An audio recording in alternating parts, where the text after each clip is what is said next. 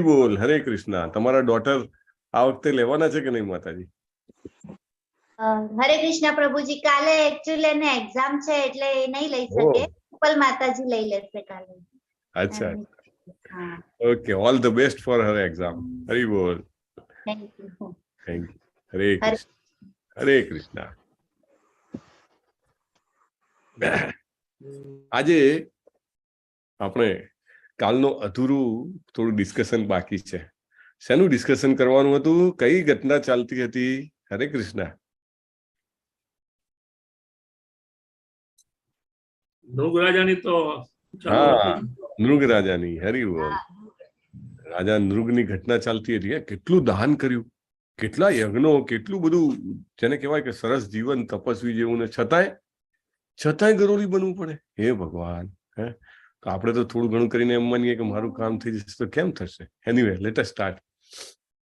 ઓમ જ્ઞાનતિમિરાંધસ્ય જ્ઞાનાંજન શલાકયા ચક્ષુર ઉન્મિલિતમ યેન તસ્મૈ શ્રી ગુરુવે નમઃ. શ્રી ચૈતન્ય મનોભીષ્ટમ સ્થાપિતમ યેન ભૂતલે સ્વયં રૂપ કદા મહ્યમ દદાતિ સ્વપદાંતિકમ. રૂપમંજરી હતા એવા રૂપ ગોસ્વામી, રૂપમંજરી છે ઇનફેક્ટ, એવા રૂપ ગોસ્વામી મહારાજ જે ષડ ગોસ્વામીઓના એક છે, અને ઇસ્કોનની મુવમેન્ટ જેમના નેજા હેઠળ ચાલે છે એવું પ્રભુપાદ લખે છે. એમના ચરણ કમળોમાં હું પ્રણામ કરું છું. આપ સર્વ પણ પ્રણામ કરો, અને એમ આપના વતી હું પણ પ્રણામ કરું છું કે ત્યારે આપણને તેમના ચરણ કમળોમાં સ્થાન આપશે એવી આ પ્રાર્થના છે સંસ્કૃતમાં. વંદેહમ શ્રી ગુરો શ્રીયુત પદકમલમ શ્રી ગુરુમ વૈષ્ણવાંશ્ચ શ્રી રૂપમ સાગર જાતમ સગણ રઘુનાથાન્વિતમ તમ સજીવમ. ષડ ગોસ્વામીના નામ છે. શ્રી રૂપ ગોસ્વામી, શ્રી સનાતન ગોસ્વામી, શ્રી જીવ ગોસ્વામી, શ્રી રઘુનાથ ભટ્ટ ગોસ્વામી, શ્રી ગોપાલ ભટ્ટ ગોસ્વામી અને શ્રી રઘુનાથ દાસ ગોસ્વામી. 6 ગોસ્વામીઓને પ્રણામ કરે. તમ સજીવમ એટલે કે જીવ ગોસ્વામી. સાદ્વૈતમ સાવધૂતમ પરિજન સહિતમ શ્રી કૃષ્ણ ચૈતન્ય દેવમ શ્રી રાધા કૃષ્ણ પાદાન સગણ લલિતાન શ્રી વિશાખાન્વિતાન. હે કૃષ્ણ કરુણા સિંધો દીનબંધો જગતપતે ગોપેશ ગોપિકા કાંત રાધાકાંત નમોસ્તુતે. તપ્ત કાંચન ગૌરાંગી શ્રી રાધે વૃંદાવનેશ્વરી વૃષભાનુ સુતે દેવી પ્રણમામિ હરિ પ્રિયે. નમઃ ઓમ વિષ્ણુપાદાય કૃષ્ણ પૃષ્ઠાય ભૂતલે શ્રીમતે ભક્તિવેદાંત સ્વામિન ઇતિ નામિને. નમસ્તે સારસ્વતે દેવ્યે ગૌરવાણી પ્રચારિણે નિર્વિશેષ શૂન્યવાદી પાશ્ચાત્ય દેશતારિણે. વાંછા કલ્પતરુભ્યશ્ચ કૃપા સિંધુભ્ય એવ ચ પતિતાનામ પાવનેભ્યો વૈષ્ણવેભ્યો નમો નમઃ. અનંત કોટી વૈષ્ણવ વૃંદ કી જય. શ્રીલા પ્રભુપાદ કી જય. ભગવદ ગીતા કી જય. સદગુરુ દેવ કી જય. જયો શ્રી કૃષ્ણ ચૈતન્ય પ્રભુ નિત્યાનંદ શ્રી અદ્વૈત ગદાધર શ્રીવાસાદિ ગૌર ભક્ત વૃંદ. જયો શ્રી કૃષ્ણ ચૈતન્ય પ્રભુ નિત્યાનંદ શ્રી અદ્વૈત ગદાધર શ્રીવાસાદિ ગૌર ભક્ત વૃંદ. જયો શ્રી કૃષ્ણ ચૈતન્ય પ્રભુ નિત્યાનંદ શ્રી અદ્વૈત ગદાધર શ્રીવાસાદિ ગૌર ભક્ત વૃંદ. હરે કૃષ્ણ હરે કૃષ્ણ કૃષ્ણ કૃષ્ણ હરે હરે હરે રામ હરે રામ રામ રામ રામ હરે હરે. હરે. હરે કૃષ્ણ પ્રભુજી. હરે કૃષ્ણ.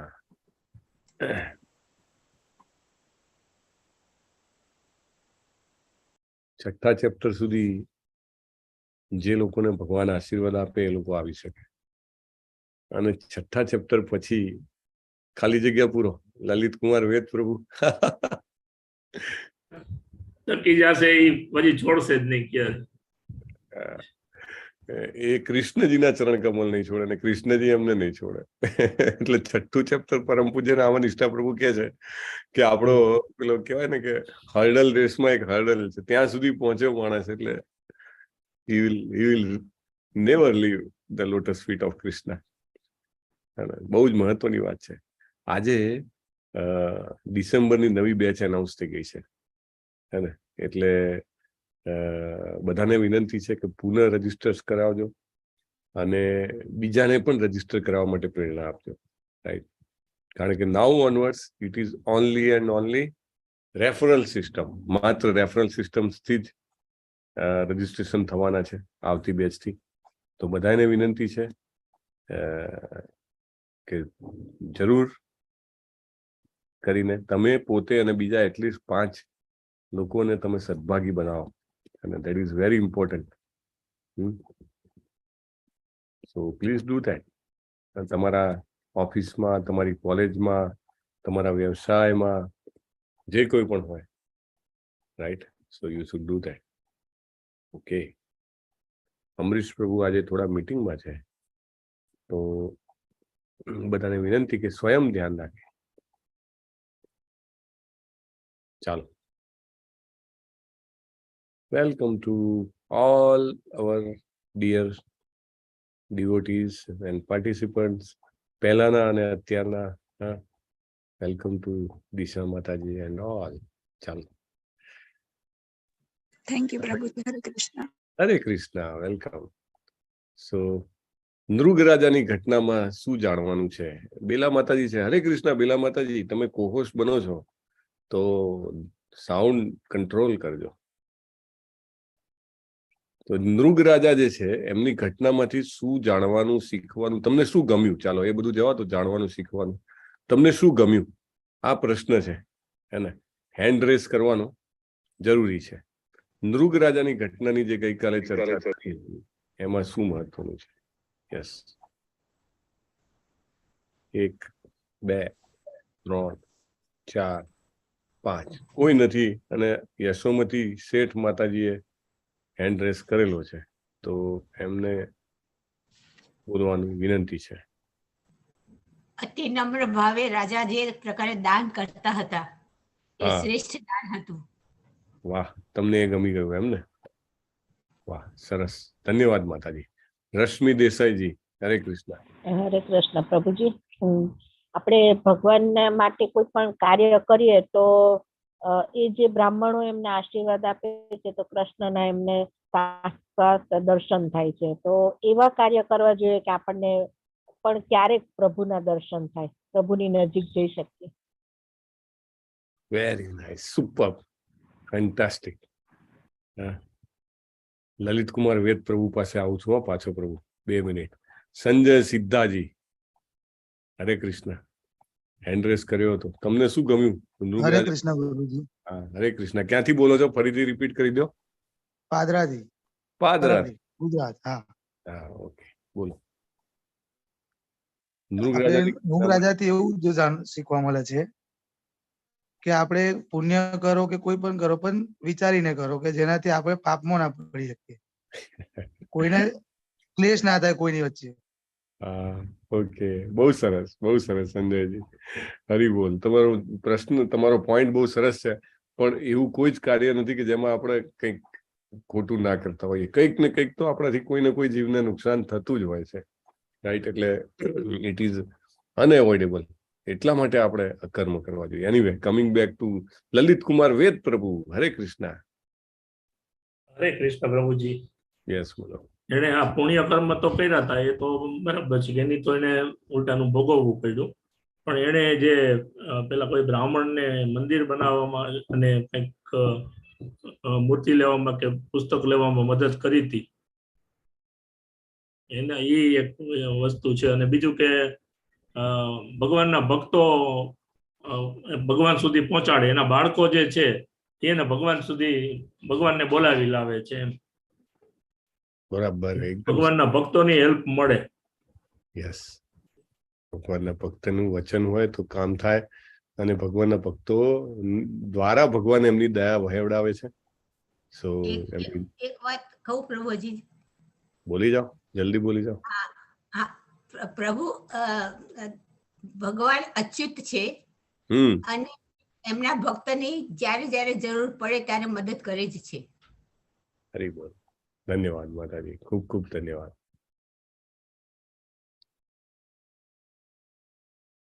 ઘણું બધું જાણવાનું છે આમાંથી. વ્યક્તિ ગમે તેટલો મોટો દાની હોય, નૃગ રાજા જેવો, એના જેટલું તો દાન આપણે ક્યારેય નથી કરી શકવાના. છતાંય એનું પતન થાય છે, ગરોળી બનવું પડે છે. રાઈટ. તમને બધાને પેલી ઘટના ખબર છે કે કૃષ્ણજી અને બલરામજી જયારે મથુરામાં આવે છે, ત્યારે કંસે બોલાવ્યા હોય છે, ત્યારે એક વ્યક્તિ પાસે કપડા માંગે છે. કોઈને ખબર છે એ વ્યક્તિ કોણ હોય છે? જાતે જ અનમ્યુટ કરીને બોલી જવાનું. 1 2 3 4 5. ધોબી હોય છે. ધોબી ખબર છે તમને? એ ધોબી રામચંદ્ર ભગવાનનો ટાઈમ ધોબી હોય છે. આ તો કૃષ્ણ બલરામ વખતની વાત છે કે એ જે ધોબી હોય છે એ કંસના કપડા ને મેનેજ કરતો હોય છે. રાઈટ. એટલે રાજાનો ધોબી કંસના કપડા લઈને જાય છે અને કૃષ્ણ બલરામ એને પાસે કપડા માંગે છે. રાઈટ. અમને પહેરવા માટે તમારી પાસે સરસ લાગે છે કપડા, મને આપી દે.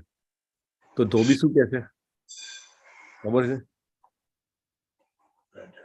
ધોબી કે છે કે ખબરદાર, તમને શરમ નથી આવતી? હું રાજાનો ધોબી છું અને મારી પાસે તમે કપડા માંગો છો, કંસ રાજાના કપડા કે? અને ભગવાન એક ધોલ મારે છે અને એનું માથું ધડથી અલગ થઈ જાય છે. રાઈટ. એ ધોબીના બેકગ્રાઉન્ડમાં શું ઘટના છે? એ ધોબીએ અનેક જન્મો સુધી તપ કર્યું હતું. જેવી રીતે નૃગ રાજાએ અનેક ગાયોનું દાન આપ્યું હતું, સુવર્ણના શિંગડા અને ચાંદીની ખરીઓ, મોતીમાળા પહેરાવીને. એવી રીતે ધોબીએ અનેક જન્મો સુધી તપ કર્યું હતું. ત્યારે એને ભગવાનના ફેસ ટુ ફેસ દર્શન થયા. ઘણા બધા તપસ્વીઓ જે છે, ઘણા બધા મુનિઓ છે, અનેક જન્મો તપ કરે ત્યારે શ્રી કૃષ્ણ સામે મળે. એટલે અને છતાંય એને ભક્તિ નહોતી કરી ભગવાનની. ભગવાન શું ચાહે છે? મારા ભક્ત બનો. આ અધ્યાય 6થા અધ્યાયના અંતમાં પણ ભગવાન કહેશે, યોગી નામ અપી સર્વેસામ મદ્ગતેર અંતરાત્મના શ્રદ્ધાવાન ભજતે યો મામ સમયુક્ત તમામતા. બધા જ યોગીઓમાં, કર્મયોગી, જ્ઞાન યોગી, અષ્ટાંગ યોગી, બધા જ પ્રકારના યોગીઓમાં મને પ્રિય કયો છે? ભક્તિ યોગી. એટલે આટલું બધું તપ કરવા છતાં ભગવાનને ઓળખી શક્યો નહીં. ભગવાનનું સ્વરૂપ કેટલું આનંદમય છે, એને જોઈને ભક્તોને હર્ષ થઈ જાય છે, આનંદનો ઉમળે છે એમના હૃદયમાં. પણ અભક્તોને પત્તે પડતો નથી. અને પછી આવી રીતે તમે જુઓ, એના તો કપડા બી ગયા ધોબીના અને પ્રાણ પણ ગયા. બરાબર ને? બંને ગયું. એટલે મહત્વની વાત છે કે જો ભક્તિ સિવાય બીજા કોઈ પણ માર્ગમાં જઈશું તો કદાચ ભગવાન મળી પણ જાય ફેસ ટુ ફેસ, સામે સામ, પણ છતાંય આપણે ઓળખી ના શકીએ. શિશુપાલની તો સામે સામ હતા, સગા પણ થતા હતા. દુર્યોધનની પણ સામે સામ હતા, એને આનંદ નથી થયો, એને અદ્ભુત નથી દેખાયું. આ ધોબીને સામે સામ હતા. રાઈટ.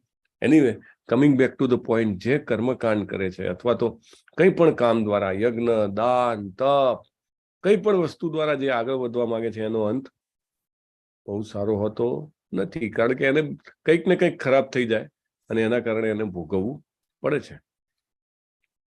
ભક્તિ યોગનું જે વિજ્ઞાન છે એનું નામ છે ભક્તિ રસામૃત સિંધુ. એમાં રૂપ ગોસ્વામી મહારાજ બોલે છે, પ્રાપંચિકાતયા બુદ્ધ્યા હરિ સંબંધી વસ્તુના મુમુક્ષુ ભી પરિત્યાગો વૈરાગ્ય ફાલ્ગુ કથ્યતે. જ્યારે મુક્તિ મેળવવા માટે આતુર વ્યક્તિઓ પરમ ગુરુ, પરમ પુરુષ ભગવાનને લગતી વસ્તુઓનો ત્યાગ કરે છે, તેમને ભૌતિક માની લે છે, ત્યારે તેમનો ત્યાગ અપૂર્ણ કહેવાય છે. એટલે તમે બધું ત્યાગ કરી દો એ યોગ્ય નથી. જે હોય એનો ત્યાગ કર્યા વગર એને ભગવાનની સેવામાં લગાવી દેવાનું. ધેટ ઇઝ અ રિયલ ત્યાગ. નહીં તો ખાલી છોડી દે એને ફાલ્ગુ વૈરાગ્ય કહેવાય. ફાલ્ગુ એટલે ફાલ્ગુ નામની એક નદી છે. એ નદી છે એ ખાલી એવું કહેવાય કે વિચારોમાં છે, એકચ્યુઅલી પાણી જેવું છે જ નહીં. એ નદી એક્ઝિસ્ટ નથી કરતી. રાઈટ. એટલે ફાલ્ગુ વૈરાગ્ય એટલે કે જે વૈરાગ્ય ખાલી દેખાવ ન હોય, અંદરથી ના હોય. અર્જુન પૂછે છે, કર્મયોગ સારો કે કર્મ સંન્યાસ સારો? જ્ઞેય સ નિત્ય સંન્યાસી યો ન દ્વેષ્ટિ ન કાંક્ષતી નિર્દ્વંદો હિ મહાબાહો સુખમ બંધાત પ્રમુચ્યતે. ભગવાન શું કહે છે? જે મનુષ્ય ન તો કર્મફળનો તિરસ્કાર કરે છે. હવે તમારી પાસે લક્ષ્મીજી આવતા હોય તો તમારે એનો તિરસ્કાર કરવો જોઈએ? ના. ભગવાન કહે છે બિલકુલ તિરસ્કાર નહીં કરવાનો. અને ન કર્મફળની ઈચ્છા રાખે છે, હજી વધુ લક્ષ્મી મળે, હજી વધુ લક્ષ્મીજી મળે. ના, એની પણ એવું પણ નહીં કરવાનું. તો એવો માણસ ભલે જીવનમાં બધું જ કામ કરતો હોય છતાં ભગવાન કહે છે એને સંન્યાસી જાણવો. જ્ઞેય સ નિત્ય સંન્યાસી. જ્ઞેય એટલે જાણજે, એ સંન્યાસી છે. કેમ? તો કે સર્વ દ્વંદ્વોથી રહી છે. ન દ્વેષ્ટિ. દ્વેષ કરવો એટલે તિરસ્કાર કરવો. કે કંઈ પણ મળતું હોય તમને તો એનો તિરસ્કાર ન કરવો કોઈ પણ વસ્તુથી. અને ન કાંક્ષતી. હજી વધારે મળે, હજી વધારે મળે એવી આકાંક્ષા ના કરવી. રાઈટ. તો આવા બે દ્વંદથી જે પરે હોય છે એને જે કહેવાય ને કે ભૌતિક બંધનોમાંથી પાર કરીને સુખમ બંધાત પ્રમુચ્યતે, સંપૂર્ણપણે મુક્ત થઈ જાય છે. જો આટલું જ્ઞાન આપતા આપતા પણ ભગવાન અર્જુનજીને કયા નામથી સંબોધે છે આ શ્લોકમાં? મહાબાહો. મહાબાહો. પરિણામનો ત્યાગ કરો, ક્રિયાઓનો નહીં. સંન્યાસસ્તુ મહાબાહો દુઃખમ આપતું યોગત યોગયુક્તો મુનિર બ્રહ્મ ન ચિરેણાધિગચ્છતિ. ભગવાન કહે છે કે વ્યક્તિ જે છે એમ કે હું નવરો બેસી જઉં, ના, એ નહીં ચાલે. ભક્તિ યોગમાં જોડાયા વિના માત્ર બધા કર્મો છોડી દે તો કોઈ માણસ સુખી થઈ શકશે નહીં. પણ જો ભક્તિ સેવામાં પરોવાયેલો હોય તો તરત જ ચિરેણાધિગચ્છતિ. રાઈટ. તુરંત જ પરમેશ્વરને પ્રાપ્ત કરે છે. ન ચિરેણાધિ. ચીર એટલે લાંબા સમય સુધી, ન ચીર એટલે તુરંત જ. તુરંત જ ગચ્છતિ જાય છે, પ્રાપ્ત કરે છે. એટલે બહુ જ મહત્વનું છે કે માત્ર દેખાવનો સંન્યાસ કરશે તો દુઃખમ આપતું યોગત. રાઈટ. દુઃખ પ્રાપ્ત કરશે. યોગયુક્તો વિશુદ્ધાત્મા વિજિતાત્મા જીતેન્દ્રિય સર્વભૂતાત્મા કુર્વન્નપી ન લિપ્યતે. જે મનુષ્ય ભક્તિભાવે કર્મ કરે તે જે વિશુદ્ધ આત્મા છે, પોતાના મન અને ઇન્દ્રિયોને વશમાં રાખી શકે છે, તે સૌને પ્રિય હોય છે અને બધા જીવો તેને પ્રિય હોય છે. એવો મનુષ્ય હંમેશા કાર્યરત રહેતો હોવા છતાં કદાપી લિપ્ત થતો નથી. બહુ જ મહત્વનું છે આ સમજવું. રાઈટ. આપણે જે કામ કરતા હોઈએ એ જ કરતા રહીને. દાખલા તરીકે તમે ગૃહિણી છો તો આખો દિવસ તમે ઘરના કામમાં બિઝી હો. સવારથી તમે સવારે ઉઠો ત્યારથી તમે ભોજન પ્રસાદ બનાવવામાં, પછી ઘરની સાફ સફાઈમાં, કોઈને કોઈ કાર્યમાં તમે ભગવાનની સેવા કરતા હો તો એમાં તમે બિઝી હો. રાઈટ. પણ જો એ બધું કરતા કરતા આપણું મન જે છે એવું હોય કે હું આ બધું સેવા ભાવે કરી રહ્યો છું, કરી રહી છું, ભગવાન શ્રી કૃષ્ણની એમને મને આપેલું આ કામ છે ને હું કરી રહ્યો છું, તો એ પોતાના મન અને ઇન્દ્રિયોને વશમાં રાખી શકે અને બધાને પ્રિય પણ થાય. કારણ કે એને કઈ જોઈતું ના હોય. કૃષ્ણજીને આદેશ પ્રમાણે કરું છું એમ માનીને કરે એ બધાને પ્રિય થાય અને એને બધા જીવો પણ પ્રિય થાય. એટલા માટે એ કદી લેપાય નહીં, એને કર્મોનું ફળ લાગે નહીં. બ્રહ્મણ્યાધાય કર્માણી સંગમ ત્યક્ત્વા કરોતિહ લિપ્યતે ન સ પાપેન પદ્મપત્રમિવાંભસા. બધા જ કર્મફળ પરમેશ્વરને સમર્પિત કરીને આસક્તિ રહિત થઈને જે પોતાનું કર્તવ્ય કર્મ કરે તે જેમ કમળપત્ર જલથી અસ્પૃશ્ય રહે છે તેમ પાપ કર્મોથી અલિપ્ત રહે છે. જો આ બહુ મોટી વાત છે. લિપ્યતે ન સ પાપેન. આપણને મેં તમને કીધું હતું કે તમને લાગે હું કાંઈ પાપ નથી કરતો, પણ આપણે ચાલવા નીકળીએ તોય કેટલી કીડીઓ મળી જાય. રાઈટ. આપણે ઘરની બહાર નીકળીએ તો, અથવા તો ઘરમાં તમે ખાવાનું બનાવતા હો તો એમાં જે કંઈ પણ ઈંધણ વપરાતું હોય ઈંધણમાં પણ ઘણા બધા જીવોનો નાશ થાય. બેક્ટેરિયા, નાના જીવાણુ હોય, કોઈ પણ આપણને દેખાતા નથી, બરાબર, પણ નાશ થયો હોય. દાખલા તરીકે શાકભાજી આપણે જે લાવીએ એને પકાવવા માટે ખેડૂતે ઘણા બધા જંતુનાશકોનો ઉપયોગ કર્યો હોય. રાઈટ. તો એમનો નાશ થયો હોય. એટલે સૂક્ષ્મ રીતે અનેક પાપો હોય. આપણા ઘરમાં વીજળી આવતી હોય તો વીજળી બનાવવા માટે એટલું બધું યંત્રોનો ઉપયોગ થયો હોય, ત્યાં ઘણા બધા જીવોને હાનિ પડતી હોય. રાઈટ. તો કહેવાની વાત એ છે કે પાપ તો થવાનું જ છે. તમને એમ લાગે કે હું છું ધોયેલા મૂળા જેવો સાપ છું, ના, એવું નથી. So we can't protect from sins. Right. પણ જો આપણે કર્મફળ જે છે ભગવાનને સમર્પિત કરીને આપણે કરીએ તો એકદમ અલિપ્ત રહેવાય. હવે આપણને એમ થાય કે આ કર્મફળ સમર્પિત કરવા કેવી રીતે? મેં પણ એક સિનિયર ભક્તને પૂછ્યું હતું કે દાખલા તરીકે હું નોકરી કરું છું, તો નોકરીમાં મારે કેવી રીતે ફળ સમર્પિત કરવા, અથવા તો ભગવાનની સાથે ભાવનામાં કેવી રીતે રહેવું, કે કોઈ ગૃહિણી હોય તો કેવી રીતે તમારી એમની સાથે કનેક્ટેડ રહે, રાઈટ, એ કેવી રીતે ફળ સમર્પિત કરે. એક તો એમને કીધું કે તમારી જે કંઈ પણ આય હોય, આમદની હોય, જે કંઈ પણ ધન કમાતા હોય, એમાં તમારે જોઈએ એટલું રાખી અને થોડું ભવિષ્ય માટે રાખીને તમારે બાકીનો ભાગ જે છે કૃષ્ણ ભાવનામૃતમાં ઉપયોગ કરવો જોઈએ. That is one of the very important point, right. Second important point એમને કીધો કે જ્યારે પણ તમે કામ શરૂ કરો દિવસમાં, ત્યારે ભગવાનને પ્રાર્થના કરો, રાઈટ. દાખલા તરીકે જે લોકો કૃષ્ણ ભાવનામૃતમાં હોય એ લોકો ગુરુનો પ્રણામ મંત્ર, પ્રભુપાદનો પ્રણામ મંત્ર, પછી પંચતત્વ મંત્ર અને હરે કૃષ્ણ મહામંત્ર, આ 4 મંત્ર બોલીને ભગવાનને પ્રાર્થના કરે કે હે ભગવાન, આજે હું જે કંઈ પણ કાર્ય કરીશ એ તમારા ચરણ કમળોમાં અર્પિત કરીશ. એટલે કાર્યો કરવા પાછળની માનસિકતા સારી થઈ જાય. અને પછી જ્યારે તમે કામ પૂરું કરી નાખો ત્યારે ફરીથી આ રીતે પ્રાર્થના કરી અને ભગવાનને કહેવાનું, ભાઈ આજે જે કંઈ પણ કાર્ય કર્યા છે એ હું તમારા ચરણ કમળોમાં સમર્પણ કરું છું, રાઈટ. અને પછી તમારે પાછા આવવાનું, અથવા તો ગૃહિણી હોય તો સવારમાં કામથી શરૂ કરતા પહેલા બપોરે જ્યારે બ્રેક લે ત્યારે ફરીથી ચાલુ કરે ત્યારે અને અંત કરે ત્યારે. જો આ રીતે પ્રોસેસ કરીએ તો સ્લોલી આપણા કર્મ જે છે ભગવાનને સમર્પિત થતા જાય. અને આપણે જે છે પછી પદ્મપત્ર મિવાંભસા, આપણે જે છે એનાથી અલિપ્ત રહેવાનું ચાલુ કરીએ, રાઈટ. ફળ તો આવે જ્યારે તમે કમાઓ ત્યારે ફળ આવે, અથવા તો ગૃહિણીને એના પતિ કે પુત્ર જ્યારે પૈસા આપતા હોય કે ઘર ખર્ચ માટે ત્યારે આવે. એ તો ભગવાન પાસે મૂકવાના જ છે પહેલા, બરાબર ને. ને એમાંથી જે કંઈ પણ બની શકે એ કાઢીને, દાખલા તરીકે ઘણી બધી ગૃહિણીઓ અત્યારે લગભગ 25 જેટલા અલગ અલગ લોકો જે છે આપણી સુદામા સેવામાં જોડાયા છે. તો એમાં મોટા ભાગના ગૃહિણી છે. તો એ શું કરે કે ભાઈ એમને જે કંઈ પણ ઘર ખર્ચમાં આવતું એમાંથી 500 રૂપિયા દર મહિને અલગ રાખે અને સુદામા સેવામાં જમા કરાવે. સુદામા સેવા શું છે તો કે ભાઈ રાધા કૃષ્ણનું મંદિર બની રહ્યું છે તો એમાં ફાળો છે. હવે 500 કરતા 25 જણા આપે તો કેટલા બધા રૂપિયા થાય, રાઈટ. અને એ પણ દર મહિને, બરાબર. તો આ રીતે ફળ તો એમાં મૂક્યું છે, બરાબર. જે ફળ છે એમાંથી જે કંઈ પણ વધી શકે એ મૂક્યું છે એમાં. અને બીજું શું કર્યું તો કે જેવું કામ શરૂ કર્યું ત્યારે અને જેવું કામ પૂરું કર્યું ત્યારે બંને વખતે ભગવાનને કીધું કે જે કંઈ પણ કરું છું તમારા ચરણ કમળોમાં અર્પિત કરું છું. Then we are able to come out of the sins. તો પાપ કર્મોથી મુક્ત થઈ શકાય. અને પાપ કર્મોથી મુક્ત થવું એટલે અકર્મ કરવું. બધું જ કાર્ય આપણું અકર્મ થઈ જાય. It is a very potential way. કાયેન મનસા બુદ્ધ્યા કેવલૈરિન્દ્રિયૈરપેય યોગિના કર્મ કુર્વંતી સંગમ ત્યક્ત્વાત્મશુદ્ધયે. યોગીજનો અનાસક્ત થઈને શરીર, મન, બુદ્ધિ અને ઇન્દ્રિયો દ્વારા પણ કેવળ આત્મશુદ્ધિના હેતુ માટે કાર્ય કરે છે. અને એટલે કામ કરવાનું પણ માત્ર પ્યુરિફિકેશન માટે, right. There is no other motive.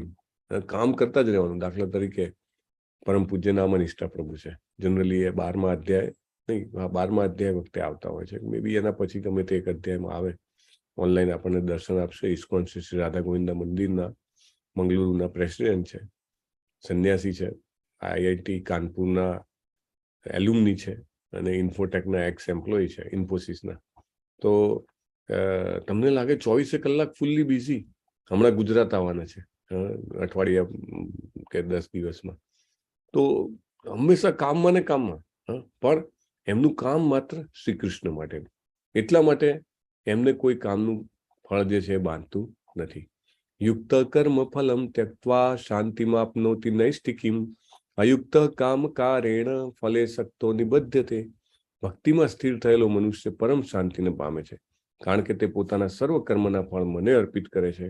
પરંતુ જે મનુષ્ય ભગવાન સાથે સંલગ્ન હોતો નથી તથા જે પોતાના શ્રમના ફળનો લોભી છે તે બદ્ધ થઈ જાય છે. આપણે બધા મોટે ભાગે આ કેટેગરીમાં પડીએ છીએ. અયુક્ત કામ કારેણ ફલે સક્તો નિબધ્યતે.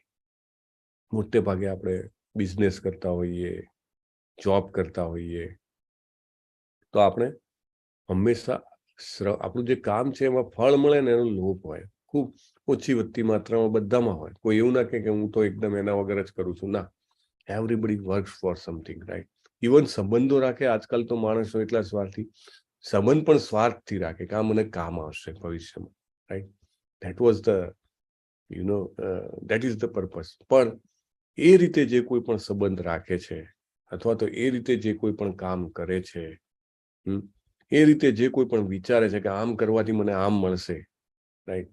તો એવો વ્યક્તિ જે છે એ બદ્ધ થઈ જાય છે, રાઈટ? બદ્ધ એટલે શું? એમને દોરડાથી બાંધી લે? ના, જીવન મૃત્યુ જરા વ્યાધિના ચક્રમાં ફરી ફરીને આવવું પડે. કારણ કે એની બધી ઈચ્છાઓ હોય ને, એ ઈચ્છાઓ એને બાંધે. ઈચ્છા પણ એક કર્મ છે. આપણે 3 પ્રકારે કર્મ થાય એવી વાત થઈ હતી. કઈ 3 પ્રકારે કર્મ થાય? કયા 3 માધ્યમથી કર્મ થાય? સકામ કર્મ પ્રભુજી, અકર્મ અને વિકર્મ. ઓકે, તો કર્મ અને ક્રિયા. હા, કોણ? રશ્મિ માતાજી બોલ્યા? શૈલી માતાજી. ઓકે, મન, વચન અને કાર્ય. બહુ સરસ. તો આપણે મનથી પણ કાર્ય કરીએ છીએ. ખાલી વિચારો આવે ને કે મને બહુ ધન મળશે, મને કીર્તિ મળશે, મને હોદ્દો મળશે, આવું બધું વિચાર આવે ને તો આપણે બંધાતા જઈએ. અહીંયા આગળ એક ફોટો છે ઉપર. કોનો ફોટો છે? કોઈને ખબર છે? આ મહાપુરુષ કોણ છે? શ્રી અદ્વૈત મહાપ્રભુજી. હરિ બોલ! અદ્વૈત ગોસાઈ કી જય. અને એ મહાવિષ્ણુ અને સદાશિવ એ બંનેના કમ્બાઇન્ડ અવતાર હતા. અને છતાંય તમે જુઓ કેટલું એમનામાં નમ્રતા છે. રોજ જે શાળીગ્રામની પૂજા કરતા હતા અને આર્તનાદથી બોલાવતા હતા શ્રી કૃષ્ણજીને કે હું તો ઘરડો થઈ ગયો છું, મારાથી તમારું કામ થતું નથી, તમે પોતે જલ્દી પધારો તો જ લોકોને તમારો ભક્તિનો માર્ગ મળશે, મારાથી આ નહીં થાય, નહીં થાય, નહીં થાય. અને થેન્ક્સ ટુ હિઝ પ્રેયર્સ, એમની પ્રાર્થનાઓના આભારી છીએ આપણે બધા કે ભગવાન શ્રી કૃષ્ણ જે છે એ ભગવાન શ્રી કૃષ્ણ ચૈતન્ય મહાપ્રભુ બનીને અવતરે છે આજથી 550 વર્ષ પહેલા. બહુ નજીક કહેવાય ને. ઇવન 5000 પણ આપણને તો નજીક લાગે, તો 550 તો હમણાં જ થઈ ગયા અને આવ્યા. ને એના કારણે આપણે અત્યારે ભગવદ્ ગીતાની ચર્ચા કરી રહ્યા છીએ, કારણ કે એમને કીધું હતું કે this is to be done. સર્વકર્માણી મનસા સંન્યસ્યાસ્તે સુખમ વશી નવદ્વારે પુરે દેહી નૈવ કુર્વન્ન કાર્યયન. જ્યારે દેહધારી જીવાત્મા પોતાની પ્રકૃતિને વશમાં કરી લે છે, મનથી બધા કર્મોનો પરિત્યાગ કરે છે, ત્યારે તે 9 દ્વારવાળા નગરમાં કશું કર્યા કે કરાવ્યા વગર સુખપૂર્વક રહે છે. પ્રકૃતિને વશમાં કરવી એ બહુ મોટી વાત છે. અને મનથી પરિત્યાગ કરવાનો, કર્મથી નહીં. 9 દ્વારે પૂરે દેહી. આ 9 દ્વારવાળી એક નગરી છે. કઈ નગરી છે 9 દ્વારવાળી? બોલો મનીષાજી, મોરબીથી. આશીષજી બોલો. આપણું શરીર. આપણું શરીર છે. હરિ બોલ. એને એમાં 9 દ્વાર છે એને. સો that's why it is called 9 દ્વારે પૂરે દેહી.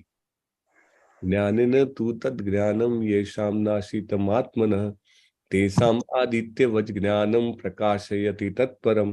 જ્યારે કોઈ મનુષ્ય અવિદ્યાને નષ્ટ કરનારા જ્ઞાનથી પ્રબુદ્ધ થાય છે, જ્ઞાનેન તુ તદ જ્ઞાનમ, ત્યારે જેવી રીતે દિવસે સૂર્ય દ્વારા બધું પ્રકાશિત થાય છે તેવી રીતે તેના જ્ઞાનથી બધું જ પ્રગટ થઈ જાય છે. તો આ શું કહેવા માંગે છે કે ખબર ના પડી. અવિદ્યાથી નષ્ટ કરવા વાળું જ્ઞાન એટલે શું? એ જ્ઞાન છે કે હું શરીર નથી ને હું આત્મા છું. અને આત્મા પરમાત્મા પરમ પૂર્ણ પુરુષોત્તમ પરમેશ્વર શ્રી કૃષ્ણનો અંશ છે. અને અંશ હોવાના કારણે એની ફરજ છે કે અંશીની સેવા કરવી. રાઈટ? એ જ્ઞાન મળે તો ધીમે બધું જ અજ્ઞાન જે છે નષ્ટ થઈ જાય. એટલે સૂર્ય જયારે સવારે ઉગે તો અંધકાર ખૂણે ખૂણેથી નાસી જાય ને, એવું છે આ જ્ઞાન. ભગવદ્ ગીતાને આપણે જેમ જેમ વાંચીએ, મનન કરીએ, ચર્ચા કરીએ, એમ એમ આપણા બધા જ અજ્ઞાન જે છે આપણું બધું એ ભાગી જાય. વિદ્યા વિનય સંપન્ને બ્રાહ્મણે ગવિ હસ્તિની સુનિચૈવ સ્વપાકે ચ પંડિતા સમદર્શિન. વિનમ્ર સાધુઓ તેમના યથાર્થ જ્ઞાનના પ્રતાપે વિદ્વાન તથા વિનય બ્રાહ્મણને ગાય, હાથી, કૂતરા તથા ચંડાલને સમાન દ્રષ્ટિથી જુએ છે. ઓહો! તો શું આપણે ઘરે કૂતરો આવે તો પણ એને ઘરમાં બેસાડવાનો, વેલકમ કરવાનો, અને કોઈ જ્ઞાની વ્યક્તિ આવે તો પણ એને વેલકમ કરવાની? હે શું કહેવા માંગે છે અહીંયા ભગવાન અર્જુનને? કયો તો, જાતે જ અનમ્યુટ કરો. ટ્રીટમેન્ટ અલગ અલગ હોય, દરેકમાં ભગવાન જોવાના. હા, બહુ જ મહત્વની વાત છે. બધામાં ભગવાન દેખાય પણ ટ્રીટમેન્ટ તો અલગ અલગ કરવી પડે. કેમ? તો કે ભાઈ દરેકની સાથે એક સરખી ટ્રીટમેન્ટ ના હોય, હે ને? હવે સામેથી વાઘ આવતો હોય દોડતો દોડતો અને કે વાઘમાં ભગવાન છે, આવ વાઘ આવ, ચાલે? ન ચાલે ને. પ્રાણ બચાવવા પડે ને. ભગવાને કીધું છે મનુષ્ય જીવન બહુ કિંમતી છે, તો પ્રાણ બચાવવા પડે, રાઈટ? So like that. બાહ્ય સ્પર્શે સ્વશક્તાત્મા વિંદયાત્મની વિંદત્યાત્મની યત સુખમ સબ્રહ્મ યોગ યુક્તાત્મા સુખમ અક્ષયમશ્રુતે. આવો જીવન મુક્ત પુરુષ ભૌતિક ઇન્દ્રિય સુખ પ્રતિ આકૃષ્ટ થતો નથી, પરંતુ હર હંમેશ સમાધિમાં નિમગ્ન રહીને પોતાની અંદર આનંદનો અનુભવ કરે છે. અને આ રીતે આત્મ સાક્ષાત્કાર પામેલો પુરુષ પરબ્રહ્મમાં એકાગ્ર હોવાને કારણે અનંત સુખ ભોગવે છે. આપણને એવું લાગે કે આ બધી તો વાતો આપણા સુધી ક્યારે પહોંચશે, ક્યારે આપણે આવા બનીશું જેવા ભગવાન ચાહે છે. ભગવાન અર્જુનને કહે છે કેવી રીતે બનાય? જેવી રીતે પેલો જે કીડો હોય છે એ મનન કરી કરી કરી કરી કોસેટો બનાવે ને અંદર જ પોતે જાણે કે મૃત્યુ પામે ને પછી એમાંથી પતંગિયું બને, caterpillar, becomes to butterfly, right? એ માત્ર એ વિશે ચર્ચા કરતા રહેવાથી, સાંભળતા રહેવાથી, મનન કરતા રહેવાથી વારે વારે જયારે ઘા પડતા જશે ત્યારે જે ભૌતિક ઇન્દ્રિય સુખના ઘા જે આવરણ છે નાશ પામશે. અને ત્યારે આપણને અંદર જ આનંદનો અનુભવ થાય, કારણ કે આપણે ભગવાનના સેવક છીએ અને એના કારણે આપણે અનંત સુખ ભોગવીએ છીએ. બહુ જ અદ્ભુત ઘટના છે યાર. Let us see whether we can talk about it. Okay, આના પછી જોઈએ. યેહિ સંસ્પર્શજા ભોગા દુઃખયોનય એવતે આદ્યંતવંત કૌંતેય નતે સુરમતે બુધ. બુદ્ધિશાળી મનુષ્ય ભૌતિક ઇન્દ્રિયોના સંસર્ગથી ઉત્પન્ન થનારા સુખ ઉપભોગમાં રસ લેતો નથી, કારણ કે દુઃખના મૂળ કારણરૂપ બની રહે છે. હે કૌંતે, આવા સુખોનો આદિ તથા અંત હોય છે, તેથી સુગ્ન મનુષ્ય તેમાં આનંદ લેતો નથી. જુઓ, અહીંયા 4 અલગ અલગ ફોટા છે. પહેલો છે ઉપરનો, જુઓ તમે. ચોમાસામાં વરસાદ પડે એટલે અઢળક જીવડા ઉત્પન્ન થાય અને પેલી જે સ્ટ્રીટ લાઇટ હોય આપણી એમાં એની આજુબાજુ મંડરાતા રહે અને બધા જીવડા છે એમને પ્રકાશ પ્રત્યે આસક્તિ, એટલે જોઈને જઈને એકદમ તીવ્ર વ્યક્તિ ધાર દઈને લાઇટને અથડાય, વારે વારે અથડાય, કારણ કે એમની જે આસક્તિ છે એમની દ્રષ્ટિમાં છે અને એના કારણે અનેક વાર અથડાય છે અને પછી મૃત્યુ પામે. સવારે તમે જાઓ તો કેટલાય મરેલા પડ્યા હોય. પછી હરણને પકડવું હોય ને તો શિકારી શું કરે? તમને કોઈને ખબર છે? હરણને પકડવા માટે શું રસ્તો છે?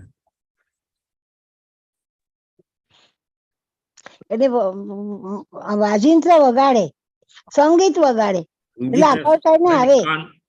હે, શું કહો છો લલિત કુમાર પ્રભુ? સંગીત વગાડે, એને સાંભળવામાં પેલું છે, મ્યુઝિક વગાડે, સંગીત સાંભળે ને એટલે. હા, એની આસક્તિ શેમાં છે? સાંભળવામાં. કર્ણેન્દ્રિયમાં એની આસક્તિ છે. એટલે શિકારીઓ બહુ ચતુર હોય. વાંસળી વગાડે, એટલી સરસ વાંસળી વગાડે કે હરણો દોડતા આવે, આખા કુટુંબોના જોડે આવે, પછી એને પકડી લે. માછલી પકડવા માટે તો તમને બધાને ખબર છે, માછલીની જે આસક્તિ છે એની જીભમાં છે. એટલે જે કહેવાય ને પેલું ખાવાનું બટકું એને નાખીને અંદર નાખે માછલી, એમાં પકડાઈ જાય અને પછી પ્રાણ ગુમાવી દે. હા, ગલ માછલીને ગલમાં પકડે.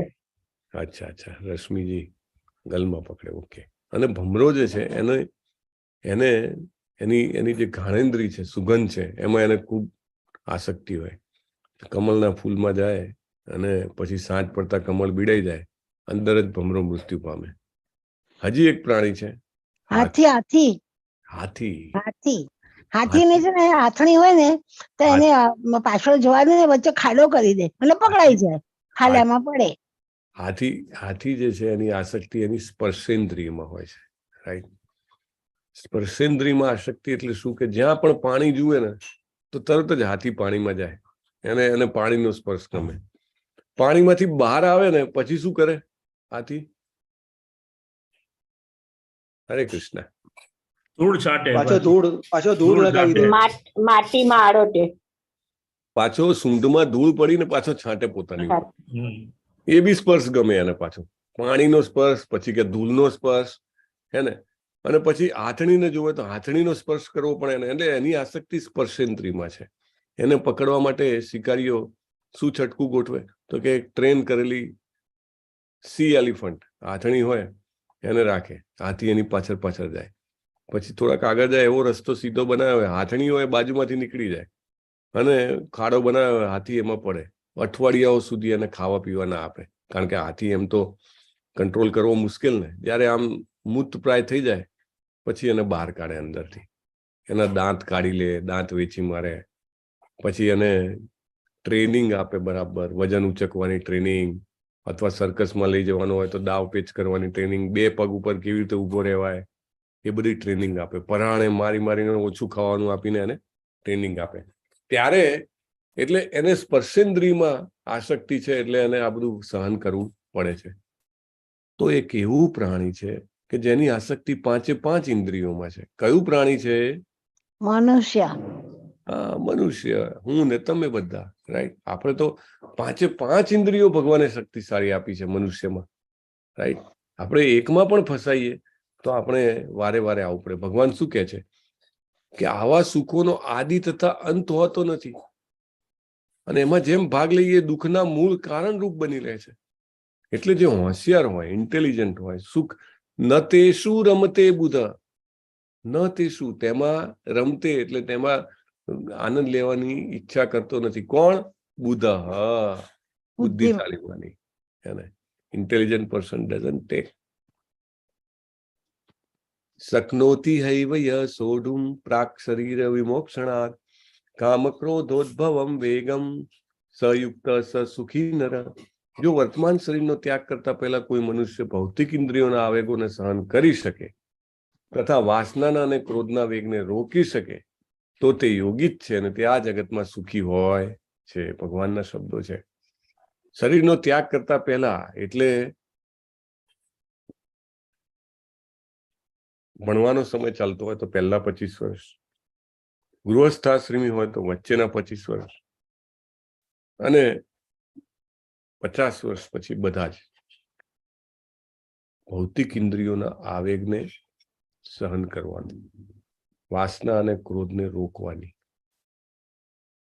તો એનું ફોકસ જે છે એ ભગવાનની ભક્તિમાં રહે અને ખરેખર સાચો સુખી થઈ જાય, કારણ કે એનો ટાર્ગેટ ક્લિયર હોય કે મારે ભગવાનના ધામ પાછું જવું છે. આના ઉપર જ રૂપ ગોસ્વામી મહારાજ નેક્ટર ઓફ ઇન્સ્ટ્રક્શન ઉપદેશામૃત એમાં સરસ શ્લોક કહે છે. કોઈને ખબર છે એ શ્લોક? આપણા જૂના પાર્ટિસિપન્ટ જે છે એમાંથી કોઈને આવડતો હોય, લેવલ 3માં તમે ગયા હશો તો ત્યાં પણ ભણાવ્યો હશે. બહુ સરસ શ્લોક છે, બહુ સરસ. ઉપદેશામૃત આટલી નાની બુક છે પણ વોટ અ વન્ડરફુલ બુક, અને અદ્ભુત બુક છે. પ્રભુપાદે આપણને એટલું બધું આપ્યું છે ને, કોઈને ખ્યાલ હોય તો બોલી શકે છે, અને 1-2 શબ્દ યાદ હોય તો 1-2 શબ્દ પણ બોલી શકે છે. હે ને, મને બહુ ગમશે સાંભળવું. કોણ છે મને જોવા દે જૂના પાર્ટિસિપન્ટ્સમાં. તમને ક્લુ પણ આપી દઉં જો તમને યાદ કરવું હોય તો. વાચો વેગમ, પહેલા 2 શબ્દો. આગળનું tick tick 1, tick tick 2, tick tick 3, tick tick 4, tick tick 5. વાચો વેગમ મનસા ક્રોધ વેગમ જીવા વેગમ ઉદરોપસ્થ વેગમ એતાની વેગાની યો વિષહેત ધીરા સર્વામ અપિમામ પૃથ્વીમ સશિષ્યાત. આખી પૃથ્વીને શિષ્ય બનાવી શકે જો આ 6 વેગને કંટ્રોલમાં રાખે. કયા 6 વેગ છે? સૌથી પહેલો વાચો વેગ, વાણીનો વેગ. વાણીનો વેગ. આપણે બધાને બોલવાની બહુ ઈચ્છા હોય ને, અને આપણે તો અત્યારે તો એટલું બધું કે પ્રજલ્પ જેને કહેવાય, કે જ્યાં પણ મળ્યા નથી કે ચાલો વાતો કરીએ. જાત જાતની શેની, ચાની લારી ઉપર વાતો, પાનના ગલ્લા ઉપર વાતો, અને વાતો કે નહીં કે જે આપણા કંટ્રોલમાં કશું ના હોય. કે ચાઇનાએ કેવી રીતે આમ કર્યું ને રશિયાએ કેવી રીતે યુક્રેન પર હુમલો કર્યો ને યુક્રેન કેમ જવાબ આપે છે ને, ચૂંટણીમાં તો આમ થવાનું છે ને, ક્રિકેટમાં હવે આમ થઈ જશે ને, પેલા રિટાયર થઈ ગયા ને, ફલાણું પિક્ચર આવવાનું છે ને, આમ છે ને તેમ છે. આપણે કોઈની અગેન્સ્ટમાં નથી, પણ actually we are wasting our energy. We are investing our consciousness in a wrong place. આપણી ચેતનાને આપણે ગલત જગ્યા ઉપર ઇન્વેસ્ટ કરી રહ્યા છીએ. We don't understand that. વાચો વેગમ, પછી મનસા ક્રોધ વેગમ, મનનો વેગ, ક્રોધનો વેગ, જીહવા વેગમ. જીહવા વેગમ એટલે પાણીનો વેગ, જીભનો વેગ. હા, બહુ ભાવતું હોય એટલે કે ભાઈ પેટ ભરાઈ ગયું છે તો પણ આવા દો. મને ગુલાબજાંબુ બહુ ભાવે તો કે આવા દો ને, કે સેન્ચુરી વાગવી જોઈએ આજે. નહીં, જીહવા વેગમ, ઉદરોપસ્થ વેગમ. ઉદરોપસ્થ એટલે જનનેન્દ્રિયનો વેગ.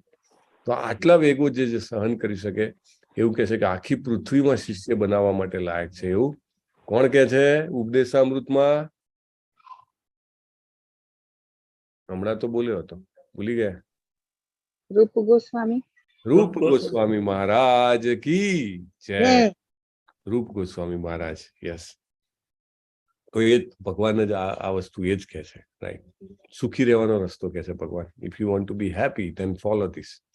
યોઅંત સુખોંતરા મમ તથાંતર જ્યોતિરેવ ચ સયોગી બ્રહ્મ નિર્વાણમ બ્રહ્મભૂતો અધિગચ્છતિ. જે મનુષ્ય અંતર થકી સુખી છે, સક્રિય છે, અંતરમાં આનંદ અનુભવનારો છે, જેનું લક્ષ્ય અંતર્મુખી છે, જે વાસ્તવમાં પૂર્ણ યોગી છે, તે પરબ્રહ્મમાં મુક્તિ પામે છે અને અંતે બ્રહ્મને પામે છે. હવે આ વસ્તુ ઉપર અર્જુનજી જે છે પ્રશ્નો પૂછી લે છે, અને આપણે આગળ જોઈએ છીએ. તો આને પીસ ફોર્મ્યુલા કહેવાય છે. 5મા અધ્યાયનો 29મો શ્લોક, રાઈટ. અને one of the most famous શ્લોક. ભોક્તારમ યજ્ઞ તપસામ સર્વલોક મહેશ્વરમ સુહૃદમ સર્વભૂતાનામ જ્ઞાત્વા મામ શાંતિ મૃચ્છતિ. બહુ સરસ શ્લોક છે. અનેક લોકોનો પ્રિય શ્લોક પણ છે. કેમ? તો કે ભગવાને ફોર્મ્યુલા આપી દીધી. શાંતિ કેવી રીતે મળે એની ફોર્મ્યુલા. લોકો ઘણું બધું કમાય છે, ઘણું બધું નામ મેળવે છે, ઘણા બધા ભોગ ભોગવે છે, પણ કે શાંતિ નથી. શાંતિ કેવી રીતે મળે? તો ભગવાને આ સૂત્ર આપ્યું છે. 4 ભગવાનના ક્વોલિટીઝ, ગુણો, આસ્પેક્ટ છે, જે આપણે યાદ રાખીએ, મનન કરીએ, હૃદયમાં ઉતારી દઈએ તો ભગવાન બ્લેન્ક ચેક લખી આપે છે, શાંતિનો ચેક.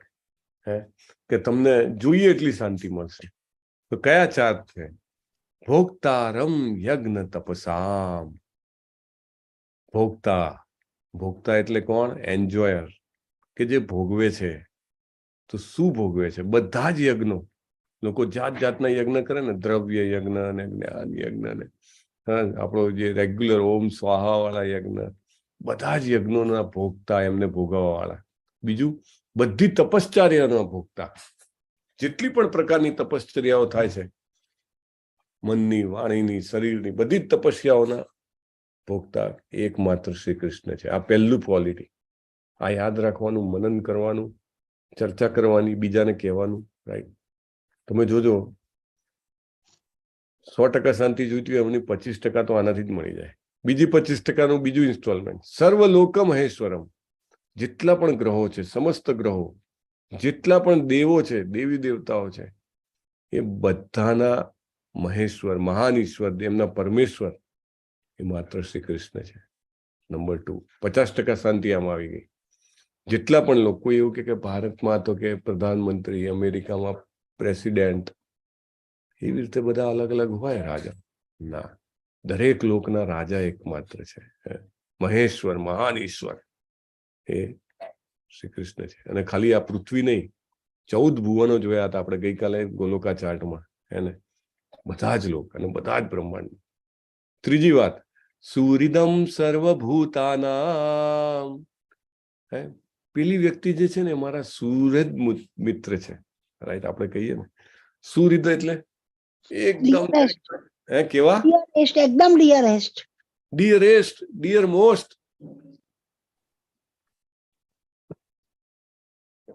સુહૃદમ, મારા સૌથી હૃદયમાં સૌથી નજીકના. તો ભગવાન જે છે સૌથી નજીકના મિત્ર છે, પણ કોના? સર્વભૂતાનામ. જેટલા પણ જીવો છે બધા જીવોના, મારા પણ કારણ કે મારા હૃદયમાં વસેલા છે અને તમારા પણ, તમારા પ્રત્યેકના હૃદયમાં, right? Every heart he stays there. એટલે સુરિધમ સર્વભૂતાનામ, એવું નહીં માનવાનું કે મારા એકલાના, રાઈટ? એટલે હવે કોઈ પણ જીવને હાનિ પહોંચાડવાની હોય, આપણા દ્વારા આગળ પહોંચતી હોય, તો 2 વખત વિચાર કરવાનો. કે હું આ કંઈક, દાખલા તરીકે આપણે ગુજરાતમાં તો થોડુંક ઓછું છે, ઘણું છે, પણ થોડું હજી બી બીજા કરતા, રાજ્યો કરતા ઓછું છે. પણ દાખલા તરીકે માંસાહાર કરતા હોય તો વિચારે ને કે ભાઈ જે જીવ એના પ્રાણ ખોવાનું છે એના ભગવાન સુરિદમ છે, મારા તો સુરિદમ છે જ, એટલે એને હાનિ ના પહોંચાડવી જોઈએ.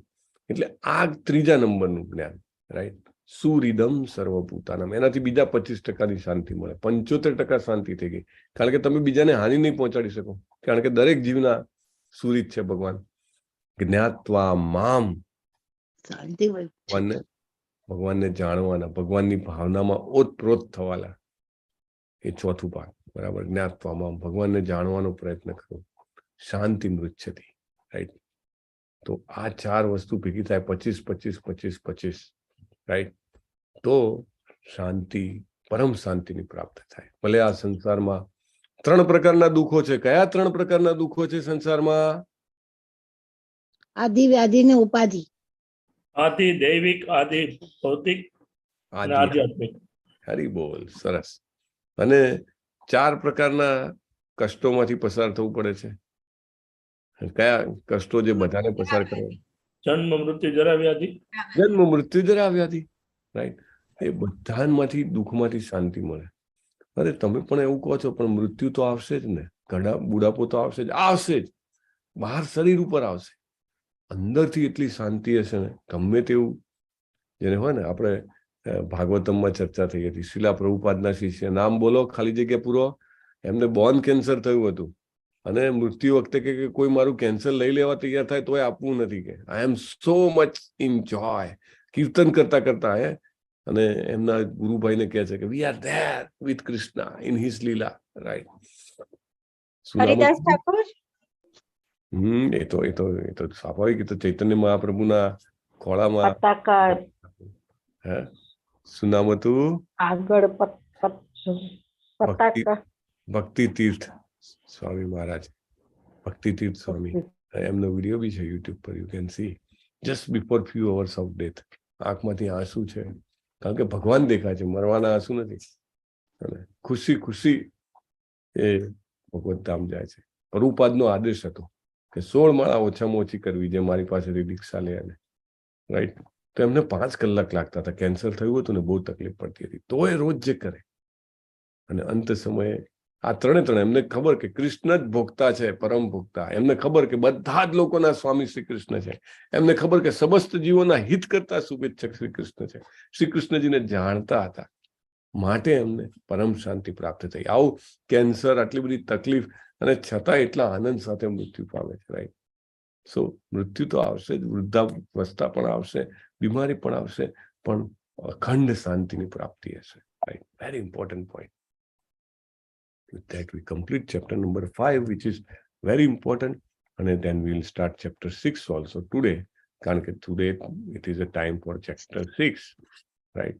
તો chapter 5 માં ભગવાન જે છે એને અર્જુનને કહે છે કે ભાઈ કર્મયોગ કરવો જોઈએ, પણ કેવો કર્મયોગ? કે કર્મ કરતા કરતા જે કંઈ પણ કરીએ એ ભગવાનને અર્પણ કરીને કરો તો એ યોગ બની જશે, નહીં તો એ માત્ર કર્મ રહેશે ને કર્મ જે છે બાંધી દેશે.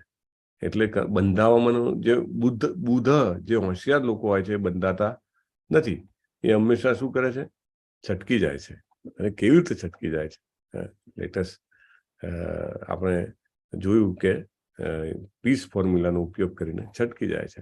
પણ યોગીની વાત કરી ભગવાને, એટલે અર્જુનજી પ્રશ્ન પૂછશે આપણા માટે. લેટેસ્ટ સી યોગ એટલે શું? તો એ આપણે જાણવાનું છે 6થા અધ્યાયમાંથી.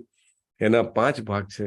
કે પહેલા 9 શ્લોકોમાં અષ્ટાંગ યોગમાં કેવી રીતે આગળ વધવું, પછી અષ્ટાંગ યોગના તબક્કાઓ, પછી મનને કાબુમાં રાખવાની આવશ્યકતા, અને અસફળ યોગી હોય એનું ગંતવ્ય, અને છેલ્લે સર્વોચ્ચ યોગી કોણ છે, ભગવાન આ સમજાવે છે. તો આજે જાત જાતના યોગના, જેને કહેવાય ને કે યોગની હાટડીઓ ખુલી ગઈ છે. હાટડીઓ, ચારે બાજુ લોકો કાંઈ પણ હોય યોગના નામે વેચે છે. વેસ્ટર્ન કન્ટ્રીઝમાં આને બિયર યોગા કહેવાય. એટલે કે થોડીક એરોબિક એક્સરસાઇઝ કરવાની અને પછી વચ્ચે પોઝ લઈ અને એક સિપ બિયર પીવે એ લોકો. યોગ કહેવાય? ના કહેવાય ને.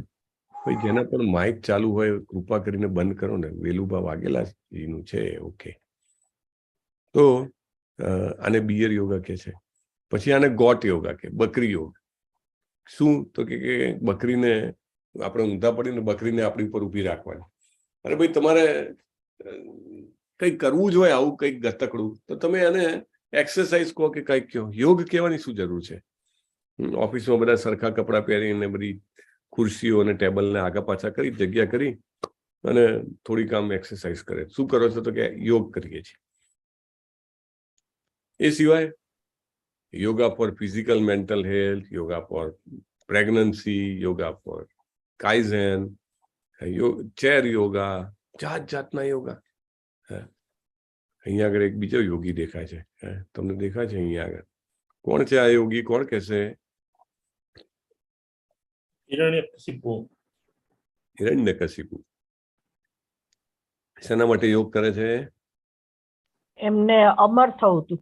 અમર એટલે આવું છે. બધા જે છે કંઈક ને કંઈ yoga. Yoga for wellness, back care yoga, desktop yoga, yoga secret for business success, tennis yoga, office yoga અને સૌથી મોટો બિઝનેસ જે અત્યારે ચાલે છે યોગા ફોર વેઇટ લોસ, વજન ઓછું કરવા માટેના યોગા. જબરજસ્ત બિઝનેસ ચાલે છે. તો અષ્ટાંગ યોગ એટલે શું? ચાલો જોઈએ. શ્રી ભગવાન ઉવાચ અનાશ્રિત કર્મ ફલમ કાર્યમ કર્મ કરોતિય સસન્યાસી ચ યોગી ચ ન નિરગ્નિર્ન ચક્રિય. જે યોગી, જે મનુષ્ય કર્મના ફળ જે છે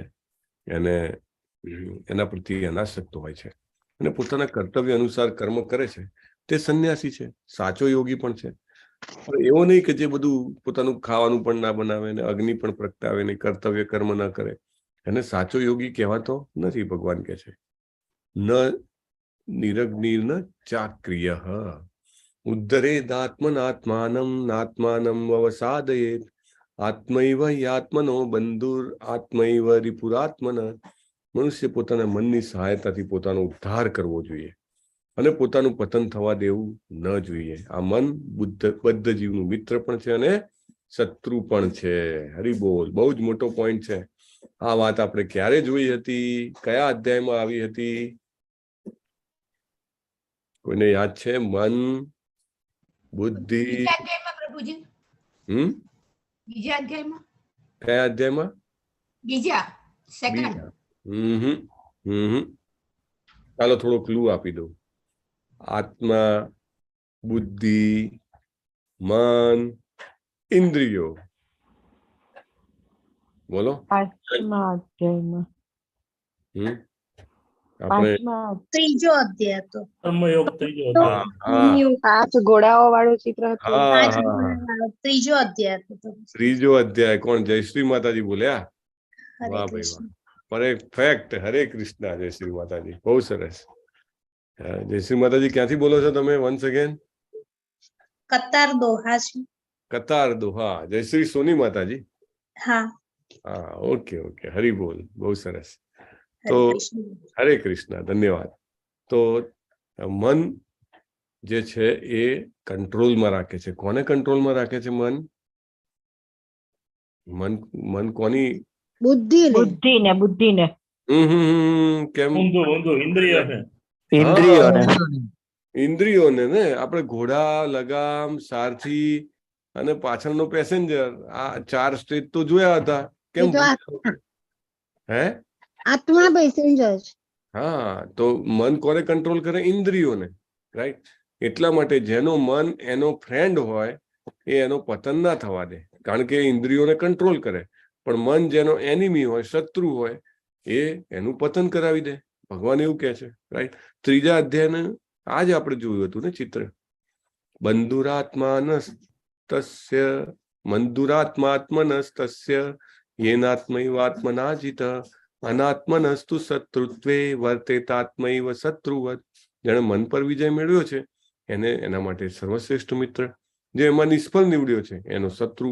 હવે ઘણા બધા છોકરાઓ જે હોય છે બાળપણમાં તમે જુઓ છો બહુ જ ઇન્ટેલિજન્ટ હોય, પણ એમના માર્ક્સ વધારે નહીં આવે. કેમ? તો કે એમનું મન જે છે એમના કંટ્રોલમાં નથી હોતું. બહુ જ જેને કહેવાય ને કે એમની ચેતના જે છે આમ તેમ ફેલાયેલી હોય, એટલે એકાગ્ર ન થઈ શકે. રાઈટ. ઘણા બધા લોકો જે છે આમ ઘણા બધા ઇન્ટેલિજન્ટ હોય પણ સક્સેસફુલ નથી હોતા. રાઈટ. સો મન જે છે એ શત્રુ બની રહે જો એનો મિત્ર ના હોય તો. જીતાત્મન પ્રશાંતસ્ય પરમાત્મા સમાહિત શીતોષ્ણ સુખ દુઃખેશુ તથા માનાપમાનીયો. જેને મનને જીત્યું છે એને તો પરમાત્મા જ મને પ્રાપ્ત થયેલા છે. કેમ? એને શાંતિ હોય છે. સુખ દુઃખ, ઠંડી ગરમી, માન અપમાન બધું સરખું હોય છે. એનો મન મિત્ર કહેવાય. મન મિત્ર ક્યારે કહેવાય? ઠંડી ગરમી, સુખ દુઃખ અને માન અપમાન બધું સરખું લાગે તો સમજવું કે મન મિત્ર છે, નહીં તો હજી પણ મન શત્રુ છે. અરે આવું તો કેવી રીતે થાય? અમે કઈ પથ્થર થોડા છીએ? ના, ભગવાન પથ્થર થવાનું નથી કહેતા. એને ભગવાન આપણને સાચી રીતે મનની શાંતિ પ્રાપ્ત કરવાનું કહે છે. તો અષ્ટાંગ યોગના 8 અંગ છે. યમ, નિયમ, આસન, પ્રાણાયામ, પ્રત્યાહાર, ધારણા, ધ્યાન અને સમાધિ. તો આ કયા કયા અંગો છે? યમ એટલે ભગવાન સમજાવે છે કે એકાંત સ્થળે એકલા રહેવું અને હંમેશા તેના મનને ધ્યાનપૂર્વક નિયંત્રિત કરે વ્યક્તિ.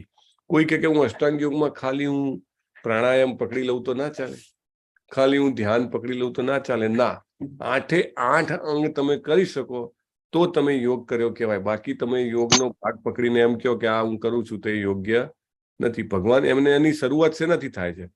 શરૂઆત થાય છે યમથી. યમ એટલે શું? કે એકાંત સ્થાને જવું. હવે કળિયુગમાં તો આ પણ શક્ય નથી. એકાંત સ્થળે એકલા જવું અને મનને કેન્દ્રિત કરવું આ બધું બહુ અઘરું છે. રાઈટ. કળિયુગમાં વ્યક્તિ પ્રભુપાદ કહે છે કે એકલો ના રહી શકે અને રહેવું પણ ના જોઈએ. પછી નિયમ એટલે કે એકદમ આહાર વિહાર બધી રીતે એને કંટ્રોલ કરવાનો.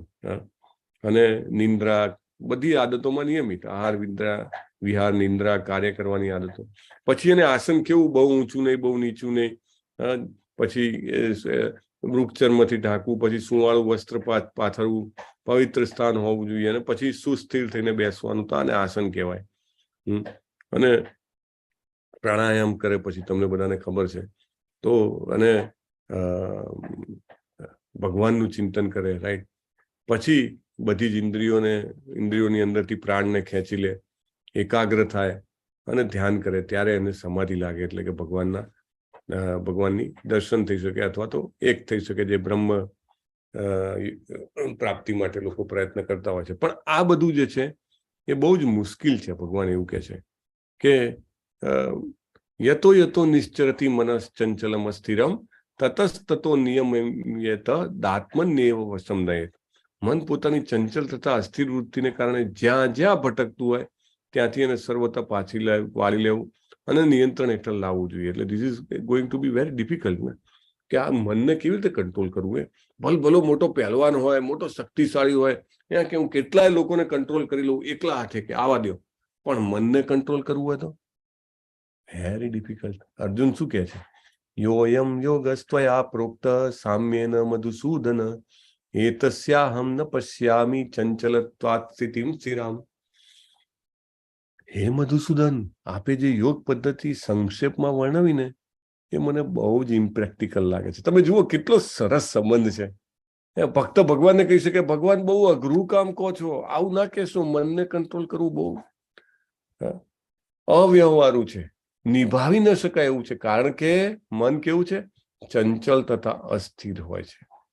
હવે અર્જુનજી જુઓ તમે, કેવા મહાન વ્યક્તિ હતા. એમને પેલી માછલી વિધી હતી નીચે પાણીમાં, એનું એ ફરતી હતી, પાછી પાણીમાં એનું પ્રતિબિંબ જોઈ અને માછલી વિધી નાખી હતી. પછી દ્રોણાચાર્યજીએ પેલું પંખી પૂછ્યું તો પંખીની આંખ એમને એકલાને દેખાઈ હતી. અંધારામાં શબ્દ વેધી બાણ ચલાવી શકતા હતા. એટલે કે અવાજ આવે ને એ બાણ લગાવે ને નિશાના ઉપર જ લાગે. He was so mighty, so powerful, so concentrated, right? એ વ્યક્તિ એવું કહે છે કે મન ચંચલ તથા સ્થિર છે. એટલે એવું નહીં માનવાનું કે અર્જુનજીનું મન ચંચલ અને સ્થિર હતું. અર્જુનજીને યોગ માયામાં મૂક્યા છે ભગવાને. કારણ કે આપણે 5000 વર્ષ પછી જયારે આપણે બધા આવશું આપણી મનની સ્થિતિને ભગવાનને ખબર છે. એટલે આપણા શબ્દો અર્જુનજી બોલી રહ્યા છે, આપણા રિપ્રેઝેન્ટેટિવ છે. ભગવાનને એવો પ્રશ્ન પૂછે છે કે ભાઈ આપણા બધા માટે અવ્યવહારુ છે, નિભાવી ન શકાય એવું છે, તો શું કરવું? રાઈટ? કળિયુગમાં યોગનો અભ્યાસ કરવો બહુ મુશ્કેલ છે. જો અર્જુનજીએ શું કામ કર્યા છે. એમની પરીક્ષા લેવા માટે એકવાર મહાદેવજી આવે છે. તો પેલું જંગલી સુવર હોય ને કે જે ખેતરમાં ઉભા પાકને નાશ કરી દે, તો ક્ષત્રિયનો ધર્મ હોય કે એવા પ્રાણીનો નાશ કરી દેવો એટલે બીજાને નુકસાન ના થાય. તો એ તીર ચલાવે છે અર્જુનજી, અને એ વખતે મહાદેવજી શિકારી બનીને આવે છે, એ પણ તીર ચલાવે છે. મહાદેવજી કહે છે કે આ સુવર મારા તીરથી મરી ગયું છે. અર્જુનજી કે મારા તીરથી મર્યું છે. અને પછી મહાદેવજી એને ઉપસાવે છે, એને યુદ્ધ કરવા માટે તૈયાર કરે છે, એને યુદ્ધ થાય છે. મહાદેવજી બહુ ખુશ થઈ જાય છે અર્જુનજીની નિર્ભયતાથી, એમના સાહસથી, એમના બળથી, અને પછી એને આશીર્વાદ આપે છે અને એને પશુપતાસ્ત્ર આપે છે. રાઈટ? સો અર્જુનજી એટલા મહાન હતા. અર્જુનજી સ્વર્ગમાં ગયા હતા, ખબર છે? સ્વર્ગમાં જઈને એ ત્યાં આગળ પણ ઘણા બધા શસ્ત્રો લઈ આવ્યા હતા. ઇન્દ્રજીના પુત્ર છે અર્જુનજી, રાઈટ? દેવરાજના પુત્ર. અને ત્યાં આગળ પણ એમની પરીક્ષા કેવી રીતે થાય છે? સ્વર્ગના એક અપ્સરા છે ઉર્વશી, એ એમનાથી મોહિત થઈ જાય છે અને ઇન્દ્રજીને આજ્ઞા લઈને, એમના પિતાની આજ્ઞા લઈને એ અર્જુનજી જ્યાં રોકાયા હોય છે રાત્રે ત્યાં જાય છે અને એમની પાસે દેહ સુખની માગણી કરે છે. અર્જુનજી કહે છે કે નહીં, તમે તો મારા માતા સમાન છો. એટલે કારણ કે મારા દાદા જયારે સ્વર્ગમાં આવ્યા હતા ત્યારે એ તમારી સાથે રમણ કર્યું હતું. તો અપ્સરાઓનું તો આખું તમે ભાગવતમ વાંચો તો ખબર પડે કે એ હંમેશા જેને કહેવાય કે એકદમ કૌમારી રહે છે. એટલે એને ના પાડે છે તો બહુ જ ઉર્વશી ગુસ્સે થઈ જાય છે કે હું શાપ આપીશ તમને.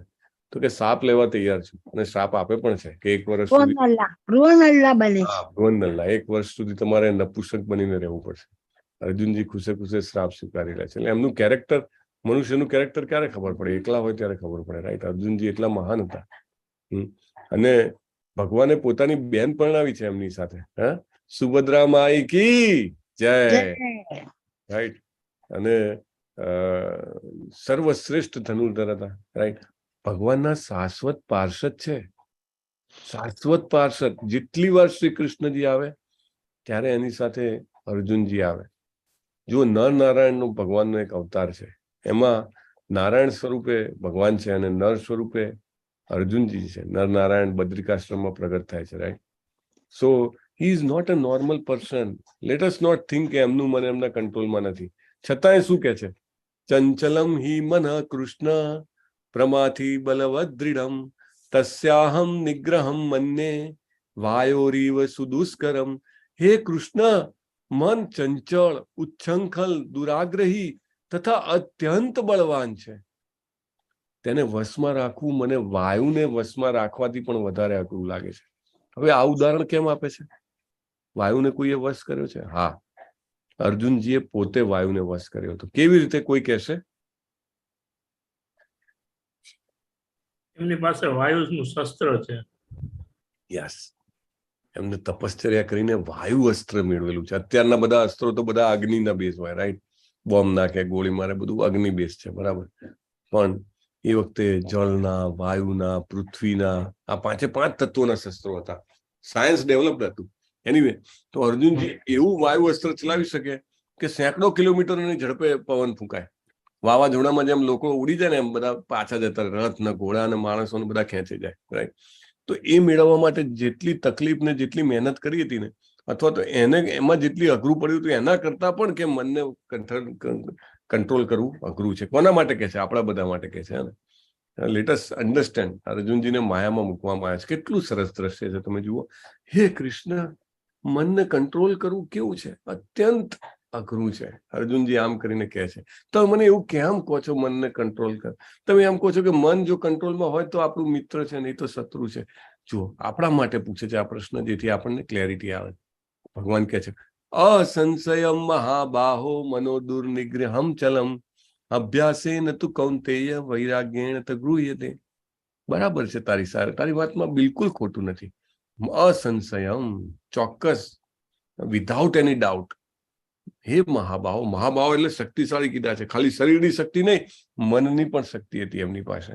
ભગવાન કહે છે તું ના પાડે છે પણ તારું મન, તારું અત્યંત મજબૂત છે, પણ આપણા બધા માટે કે છે એને કંટ્રોલ કરવું અઘરું છે, પણ બે રીતે કંટ્રોલ થઈ શકે. અભ્યાસ, વૈરાગ્ય. વૈરાગ્ય, અભ્યાસ. એને અભ્યાસ એટલે શું? Practice. We have to practice every day. ભક્તિ સિદ્ધાંત સરસ્વતી મહારાજનો દાખલો આપ્યો તો એમનું સ્ટેટમેન્ટ શું હતું, લલિત કુમાર પ્રભુ?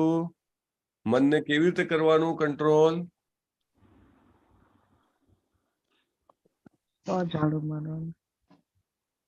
અંબરીશ પ્રભુ ના, અંબરીશ પ્રભુ તો મીટિંગમાં છે. અભ્યાસ દ્વારા રોજ રાત્રે અને રોજ સવારે ટ્રીટમેન્ટ કરવાની મનની. કેનાથી ટ્રીટમેન્ટ કરવાની?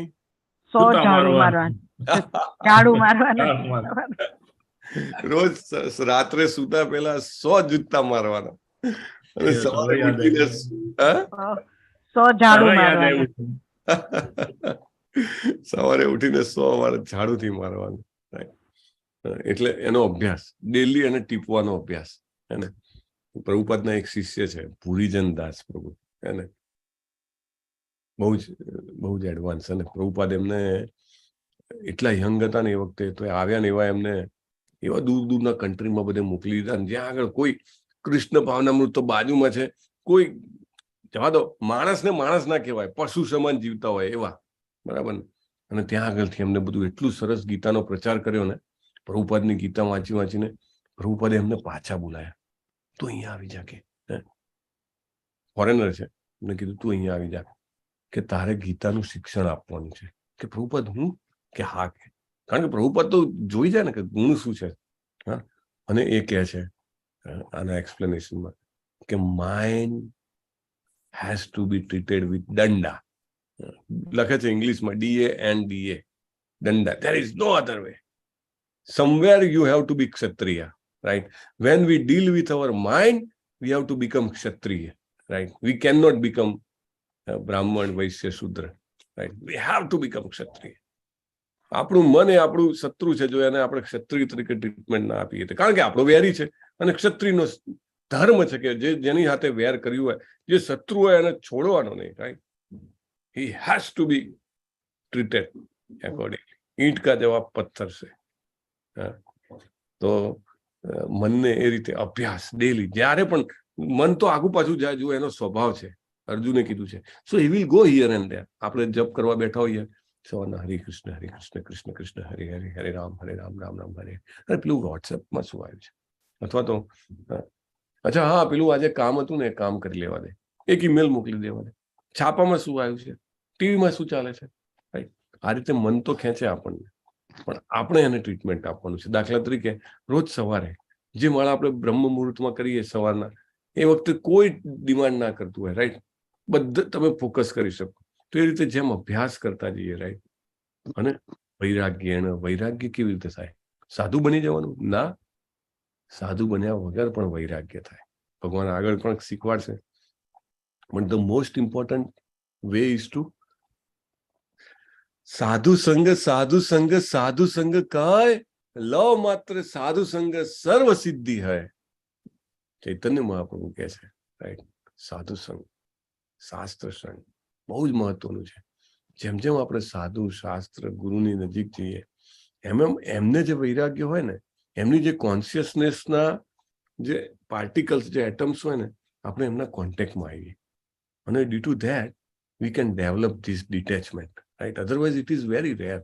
આપણે આપણું જીવનભર સંસારમાં રહ્યા હોઈએ, કુટુંબની વચ્ચે રહ્યા હોઈએ, ઘણી બધી આસક્તિઓ, ઘરની આસક્તિ, સંપત્તિની આસક્તિ, કુટુંબીજનોની આસક્તિ હોય, then how we can become અનાસક્ત, ડિટેચ, રાઈટ? સાધુ સંગ કહે લવ માત્ર, એટલે માત્ર ક્ષણ માત્ર, ઘણી વાર તો મોમેન્ટ ઇઝ સફિશિયન્ટ, સર્વસિદ્ધિ હૈ.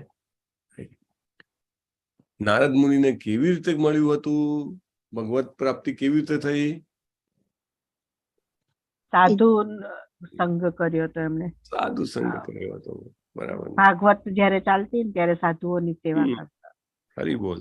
એનીવે, અહીંયા આગળ just I am connecting the dots, પણ ઇમ્પોર્ટન્ટ પોઈન્ટ છે કે અભ્યાસ અને વૈરાગ્ય કેળવવો પડે. રોજ જે આપણે સવારના ઉઠીએ, આપણે વૈરાગ્ય કેળવવાનો એક બીજો રસ્તો, સવારના ઉઠીએ, આપણે પથારીમાંથી પગ નીચે મૂકીએ એ પહેલા પ્રે ટુ કૃષ્ણ.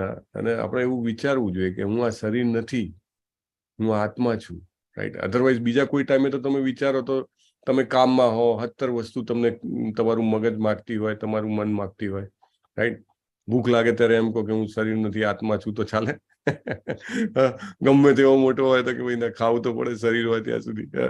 પણ anyway, coming back to the point, કે ત્યારે તમે સવારના વિચારી શકો, I am not this body, I am the soul. Being a soul, I am part and parcel of Krishna. હું આત્મા હોવાના કારણે ભગવાનનો અંશ છું. અને being a part and parcel of Krishna, I am required to serve Krishna એટર્નલી. મારે શ્રી કૃષ્ણજીને શાશ્વત રીતે સેવા કરવી જોઈએ. બસ આવું થોડીક વાર, મે બી 10 times, if we repeat slowly we can develop વૈરાગ્ય, ડિટેચમેન્ટ. કારણ કે સૌથી પહેલું ડિટેચમેન્ટ કરવાની પ્રકૃતિ જે કિમિયો છે, ભગવાને બીજા અધ્યાયમાં જ પહેલો શીખવાડી દીધો છે. આપણે શરીર નથી, આત્મા છીએ. જેટલું વધારે દ્રઢીકરણ થાય એટલું વધારે વૈરાગ્ય, ડિટેચમેન્ટ આવે. અસંયતાત્મના યોગો દુષ્પ્રાપ ઇતિ મે મતિ વસ્યાત્મના તુ યતતા શક્યો વાત્મુપાયત. જે મનુષ્યનું મન અસંયમિત છે તેને આત્મ સાક્ષાત્કાર દુર્લભ હોય છે, પરંતુ જેનું મન સંયમિત છે તથા જે યોગ્ય ઉપાય દ્વારા પ્રયત્ન કરે છે તેને નિશ્ચિતપણે સફળતા પ્રાપ્ત થાય છે. એ મારો અભિપ્રાય છે. જો ભગવાન ગેરંટી આપે છે કે સફળતા 100% મળશે, નાસીપાસ થવાનું નથી કે મને ભગવાન મળશે કે નહીં મળે. ભગવાન આપણને ચોક્કસ મળશે, કારણ કે ગેરંટી ભગવાને પોતે આપેલી છે. મન સંયમિત રાખીને યોગ્ય ઉપચાર દ્વારા પ્રયત્ન કરવાનો છે. યોગ્ય ઉપચાર શું છે? હરે કૃષ્ણ કૃષ્ણ કૃષ્ણ હરે હરે, હરે રામ રામ રામ હરે હરે. જેમ જેમ આપણે જપ કરતા જઈએ તેમ તેમ આપણે વધારે ને વધારે પવિત્ર થતા જઈએ છીએ, અને એના કારણે આપણને સફળતા પ્રાપ્ત થશે જ. ભગવાનના શબ્દોમાં આપણે શ્રદ્ધા રાખવી જોઈએ, right. This is very important. If you don't have faith in Krishna, then you cannot move forward. Arjun ઉવાચ અયતિ શ્રદ્ધયોપેતો યોગાચલિત માનસ અપ્રાપ્ય યોગ સંસિદ્ધિમ કામ ગતિમ કૃષ્ણ ગચ્છતિ. હે કૃષ્ણ, અસફળ યોગીની સી ગતિ થાય છે? એ વિચલિત થઈ જાય છે તો એ યોગની સિદ્ધિને પ્રાપ્ત ન કરી શકે. કોઈ એવું કે ભાઈ હું માળા કરું પણ મારું તો ધ્યાન નથી રહેતું ને, અને મને તો કૃષ્ણજી નહીં મળે, મને સફળતા નહીં મળે, તો શું થશે? તો બહુ સરસ અહીંયા આગળ કહે છે, ઓકે, સફળતા ના મળી શકે તો શું થશે? ભગવાન કહે છે, પ્રાપ્ય પુણ્ય કૃતામ લોકાનુસિત્વા શાશ્વતી સમા શુચિનામ શ્રીમતામ ગેહે યોગ ભ્રષ્ટો અભિજાયતે. જો જપ કર્યા હશે, જો ભગવાનને ભોગ લગાવ્યો હશે, જો ભક્તો સાથે સંયોગ કર્યો હશે, તો આપણને જે કાંઈ પણ મળશે એનાથી શું થશે? તો કે આપણી કંઈક ભોગ ઈચ્છા રહી ગઈ હશે તો સ્વર્ગ જેવા ઉચ્ચ લોકોમાં અનેક વર્ષો સુધી સુખ ભોગવવાનું, અને પછી જ્યારે પુનઃજન્મ થાય ત્યારે સદાચારી લોકો કે ગર્ભશ્રીમંત લોકોના કુળમાં જન્મ પ્રાપ્ત થાય. અથવા યોગીનામેવ કુલે ભવતી ધીમતામ એતદ્ દુર્લભતરમ લોકે જન્મ યદીદૃશમ. કે પૈસાદારના ઘરમાં જન્મ આપીને શું ફાયદો? તો કે એને પૈસા પ્રાપ્ત કરવા માટે બહુ પ્રયત્ન ના કરવો પડે ને, એટલે એનો ફાયદો છે, રાઈટ. અને એવું થાય તો એ તરત જ ભગવત પ્રાપ્તિ માટે પ્રયત્ન કરી શકે. એવું નથી કે બધા આર્થિક રીતે સદ્ધર લોકો ભગવાનને પ્રાપ્ત કરવાનો પ્રયત્ન કરે. ઘણી વાર તો વિરુદ્ધમાં પડે છે. કુંતી મહારાણી પ્રાર્થનાઓ આપણે ચાલે છે ભાગવતમમાં. શું કીધું હતું કુંતી મહારાણીએ? મને દુઃખ જોઈએ છે, મને દુઃખ આપો. અને 4 વસ્તુઓ જે છે ભગવાનની પ્રાપ્તિમાં અડચણરૂપ છે. કઈ 4 વસ્તુઓ છે? સંપત્તિ છે, ખાનદાન પરિવાર છે, ઉચ્ચ શિક્ષણ છે, અને ચોથું સૌંદર્ય શરીરનું. અને આ 4 વસ્તુ રોકે છે, તો એટલે એ પણ અડચણરૂપ છે. પણ ભગવાન અહીંયા કહે છે કે ભાઈ જો તમારી ભક્તિ અધૂરી રહી જાય તો હું આ વ્યવસ્થા કરી આપું છું, તો ચોક્કસ તમે ભગવત પ્રાપ્તિમાં આવો. અથવા તો ભક્તના ગળે જન્મ પામે, બરાબર, ત્યારે પણ એને સારું વાતાવરણ નાનપણથી મળે. ઘણા બધા આપણા અહીંયા ડીઓટીના છોકરા છોકરીઓ છે, એટલું સરસ તમે જુઓ તો ભગવદ્ ગીતાના શ્લોકો બોલે. દાખલા તરીકે આજે હેતલ માતાજી હતા, એમના ડોટરની વાત કરી, સરસ શ્લોકો બોલે, રાઈટ. આપણે આરતી માતાજીના ડોટર્સ છે, રાઈટ. આપણે ઘણા બધા ડિવોટીસ છે, એમના સન ડોટર્સ છે, જપ કરતા હોય છે.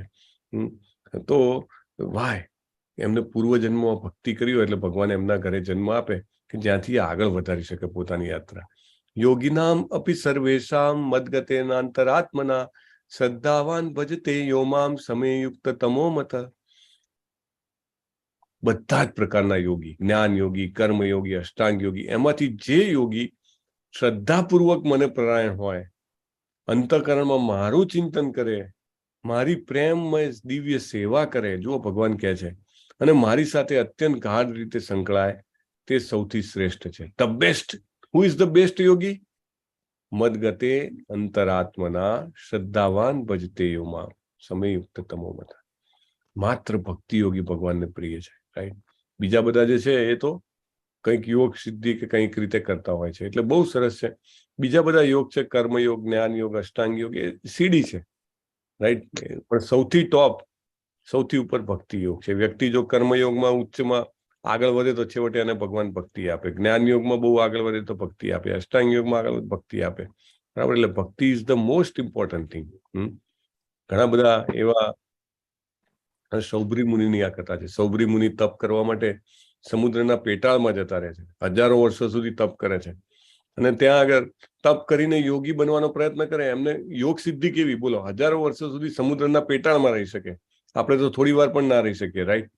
અને ત્યાં આગળ બે માછલીઓનો સંયોગનું દ્રશ્ય જોઈને એમને કામ ઉત્પન્ન થાય છે, અને પછી એ બહાર આવીને રાજાની પાસે એની પુત્રીની માગણી કરે છે. સોરી, એમને મોહિત કરે છે, આઈ થિંક. અને પછી સેંકડો વર્ષો નીકળી જાય છે, અને પછી એમને યાદ આવે છે એક દિવસ કે અરે સંધ્યાનો ટાઈમ થયો તો કે તમારી આ પહેલી સંધ્યા થોડી છે, કેટલી સંધ્યાઓ જતી રહી. It's like that, right? એટલે યોગીઓ જે છે હંમેશા ફસાય છે, પણ આપણે નામાચાર્ય હરિદાસ ઠાકુર છે, રાઈટ? એ ક્યારે તમે જુઓ તો માયાદેવીની પરીક્ષામાંથી પણ પસાર થાય. આપણે એમના વિશે મે બી સબસિક્વન્ટલી લઈશું એક દિવસ. તો આપણે શું કરવું? કળિયુગમાં આપણે કેવી રીતે ના ફસાઈએ? આવા મોટા યોગીઓ ફસાઈ જાય છે, વિશ્વામિત્ર ઋષિ જે છે, રાઈટ? એ પણ જો ફસાય તો એના માટે બહુ સરસ અહીંયા આગળ જ્ઞાન આપેલું છે. શ્રીમદ ભાગવતમના 12મા સ્કંદના 3જા અધ્યાયના 52મા શ્લોકમાં કૃતે યધ્યાયતો વિષ્ણુમ ત્રેતાયામ યજતો મખઈ દ્વાપરે પરિચર્યાયામ કલૌ તદ હરિકીર્તનાથ. તો કે છે કે ભાઈ સત્યયુગમાં લોકોનું આયુષ્ય કેટલા વર્ષનું હતું? 1,00,000 વર્ષનું આયુ હતું. તો એમાંથી થોડાક હજાર વર્ષ, 10,000 વર્ષ, 20,000 વર્ષ તપ કરી લેતા. કરદમ મુનિ 10,000 વર્ષ તપ કર્યું હતું. આપણને એવું લાગે આટલું બધું પણ સત્યયુગમાં કરી શકે, રાઈટ? તો ત્યારે ધ્યાન ચાલતું હતું. ત્રેતાયુગ આવ્યો. ત્રેતાયુગમાં કેટલા વર્ષનું આયુષ્ય હતું? 10,000 વર્ષ. 10,000. એક મીંડું કાઢી નાખવાનું, રાઈટ? એટલે 10,000 વર્ષ. તો એમાં યજ્ઞ ચાલતા હતા, ઓમ સ્વાહા. પછી દ્વાપર યુગ આવ્યો. એમાં કેટલા વર્ષનું આયુષ્ય થઈ શકતું હતું? 1000 વર્ષ. તેમાં મોટા મોટા મંદિરો બનાવીને ભગવાનના વિગ્રહની પૂજા થતી હતી. પણ કળિયુગમાં મેક્સિમમ આયુષ્ય કેટલું હોય છે લોકોનું? 100 વર્ષ ઓનલી, રાઈટ? તો કળિયુગમાં સૌથી સહેલો રસ્તો બતાવવા માટે શ્રી કૃષ્ણજી ફરીથી આવ્યા. કળિયુગમાં એકમાત્ર સહેલો, સરળ અને સૌથી પ્રભાવશાળી રસ્તો છે ભગવાનના પવિત્ર નામનો જપ, રાઈટ? ભગવાનના નામનો જપ. બધા ઘણા બધા ઉપનિષદોના રેફરન્સ છે. કલિસંતાન ઉપનિષદમાં લખ્યું છે હરે કૃષ્ણ કૃષ્ણ કૃષ્ણ હરે હરે, હરે રામ રામ રામ હરે હરે, ઇતિ ષોડશ કમ નામમ નામ નામ કલિ કલ્મશ નાશ નામ નક્ત પરતરો પાય સર્વ વેદેશુ દૃશ્યતે. બધા વૈદિક સાહિત્યમાં શોધ્યા પછી પણ કોઈ પણ વ્યક્તિ આ યુગ માટે હરે કૃષ્ણના જાપ કરતા કોઈ પણ વધુ ઉત્ક્રાંતિ પ્રક્રિયા શોધી શક્યો નથી. સૌથી fastest process, most effective process, સૌથી વધુ અસરકારક પ્રક્રિયા શું છે? તો કે હરે કૃષ્ણ મહામંત્રનો જપ. સાક્ષાત શ્રી કૃષ્ણએ કીધું છે. આ કોઈ કે આ મંત્ર છે, પેલો મંત્ર છે, ફલાણો મંત્ર છે, ઢીકનો મંત્ર છે, ના. કલિયુગમાં આ 16 શબ્દોનો મંત્ર છે. તે શ્રી કૃષ્ણજી પોતે જ એને આપવા માટે આવ્યા. ઉપનિષદોનો રેફરન્સ શોધીને કહી ગયા. એટલે આ મંત્ર કરવાથી વધારે સારી કોઈ પ્રક્રિયા નથી. There is no other effective process, right? Narayan સંહિતામાં લખ્યું છે કલિયુગમાં માણસોએ ફક્ત ભગવાનના પવિત્ર નામનો જાપ કરવો જોઈએ.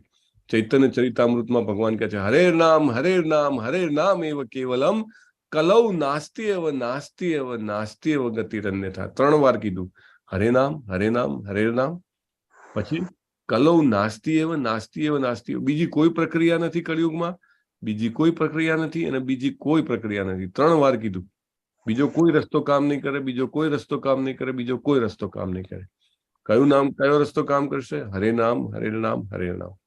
એકમાત્ર આ સાધન છે. there is no other way. કલૌ દોષ નિધે રાજન અસ્તિ એકો મહાન ગુણ કીર્તના દેવ કૃષ્ણસ્ય મુક્ત સંગ પરમ વ્રજે. બહુ જ અદભુત, બહુ જ અદભુત. સુખદેવ ગોસ્વામીને પરીક્ષિત મહારાજ પ્રશ્ન પૂછે છે કે આ કળિયુગ આવી ગયો છે, હવે શું થશે કળિયુગમાં લોકોનું? કળિયુગમાં એટલા બધા પ્રલોભનો ચારે બાજુ, આયુષ્ય ઓછું પાછું 100 વર્ષનું આયુષ્ય. કળિયુગમાં દેહ પણ આપણો ટૂંકો. જેમ જેમ યુગ વધે ને એમ દેહની સાઈઝ વધતી જાય, શક્તિ વધતી જાય. તો કે આટલો ઓછો સમય અને આટલું બુદ્ધિ પણ ઓછી. આપણે બધા બુદ્ધિ વગરના? હા, શાસ્ત્રીય દ્રષ્ટિએ. કારણ કે આપણે મનુષ્ય જીવનનું મહત્વ જ નથી સમજતા. આપણે બીજું કંઈક આમ તેમ કર્યા કરીએ, ધન માટે ને કીર્તિ માટે ને ભોગ ભોગવવા માટે ને. તો એટલા માટે કહે છે કે કળિયુગ દોષોનો સાગર છે. કલૌ દોષ નિધે રાજન. નિધિ એટલે સાગર છે. પણ અસ્તિ એકો મહાન ગુણ. કળિયુગમાં એક મહાન ગુણ છે. Greatest quality of Kalyug. હે ને? કીર્તના દેવ કૃષ્ણસ્ય મુક્ત સંગ પરમ વ્રજે. હરે કૃષ્ણ મહામંત્રનું કીર્તન કરવાથી મનુષ્ય સંસારના બંધનમાંથી છૂટીને ભગવત ધામમાં ઉર્ધ્વ ગતિને પ્રાપ્ત કરી શકે છે. શ્રીમદ ભાગવતમ 12મો સ્કંદ 3જો અધ્યાય 51મો શ્લોક. પરીક્ષિત મહારાજને હૃદયમાં ટાઢક વળે છે કે હું ભવિષ્ય, એકચ્યુઅલી પહેલાના રાજાઓ જે હતા ને ઋષિ જેવા હતા. આપણે વાત થઈ રાજર્ષિ. એમને એવું કે જો લોકોને મુક્ત કરવાની, ભગવત ધામ પહોંચાડવાની જવાબદારી મારી છે એવું સમજવા વાળા હતા રાજાઓ. એટલે એને દુઃખ થાય છે કે હું તો જઉં છું, 7 દિવસનો શ્રાપ છે ને મેં તો સ્વીકારી લીધો એટલે મારે જવું પડશે. પણ કળિયુગમાં આવનારી જે હજારો લાખો પેઢીઓ છે એનું શું થશે, શું થશે, શું થશે? જો ભગવાનનો ભક્ત હોય ને આટલો બધો જેને કહેવાય ને દયાળુ હોય છે, એટલે પૂછે છે કે શું થશે એમનું. તો એમને શાંતિ આપવા માટે કહે છે કે કળિયુગમાં દોષોનો સાગર છે, બહુ બધા દોષ છે, પણ એક મહાન ગુણ છે, હરે કૃષ્ણ મહામંત્રનું કીર્તન. Must do. હું તમને બધાને પ્રેરણા આપું છું, જરૂર કરો. ભગવદ્ ગીતાના 10મા અધ્યાયના 25મા અધ્યાયમાં ભગવાને 25મા શ્લોકમાં ભગવાને જે વિભૂતિઓ વર્ણવી છે એમાં છે યજ્ઞા નામ જપ યજ્ઞોસ્મી. રાઈટ? બધા જ યજ્ઞોમાં ભગવાનના પવિત્ર નામોનો જપ હું છું. એટલે આ યજ્ઞ કરવો જ જોઈએ. રાઈટ? શું ધ્યાન રાખવાનું આ જપ કરતા પહેલા? તો મોટો જે સુમેરું મણકો હોય ને એની ઉપર આ પંચતત્વ મંત્ર બોલવાનો. શ્રી કૃષ્ણજી જયારે આ મંત્ર આપવા માટે ફરીથી આવ્યા 500 વર્ષ પહેલા, ત્યારે એમના જે પાર્ષદો એમની સાથે હતા, બલરામજી નિત્યાનંદજી સ્વરૂપે અને મહાવિષ્ણુને સદાશિવ તરીકે અદ્વૈત મહાપ્રભુ અને રાધા રાણીના ભાવમાં ગદાધરજી અને નારદજીના અવતાર તરીકે શિવાસ ઠાકુર. તો આખો જે એમનો સમુદાય છે એમને યાદ કરવાનો અને 3 વખત આ મંત્ર બોલવાનો સુમેરુ ઉપર. શ્રી કૃષ્ણ ચૈતન્ય પ્રભુ નિત્યાનંદ શ્રી અદ્વૈત ગદાધર શિવાસાદિ ગૌર ભક્તવૃંદ. આ 3 વાર બોલવાનો અને પછી દરેક મણકા ઉપર હરે કૃષ્ણ મહામંત્ર બોલવાનો અને આખી માળા પૂરી થાય એટલે ફેરવી નાખવાની. રાઈટ? તો પણ કેવી રીતે બોલવાનો? મનમાં બોલવાનો? તો કે ના, આ મહામંત્ર છે, આપણને સંભળાય એવી રીતે કરવાનો. આપણે જીભથી બોલીએ એટલે આહુતિ જાય અને આપણું કાન જે છે એ હવનકુંડ છે, એમાં આહુતિ પડે. તો આ રીતે કરવાનું.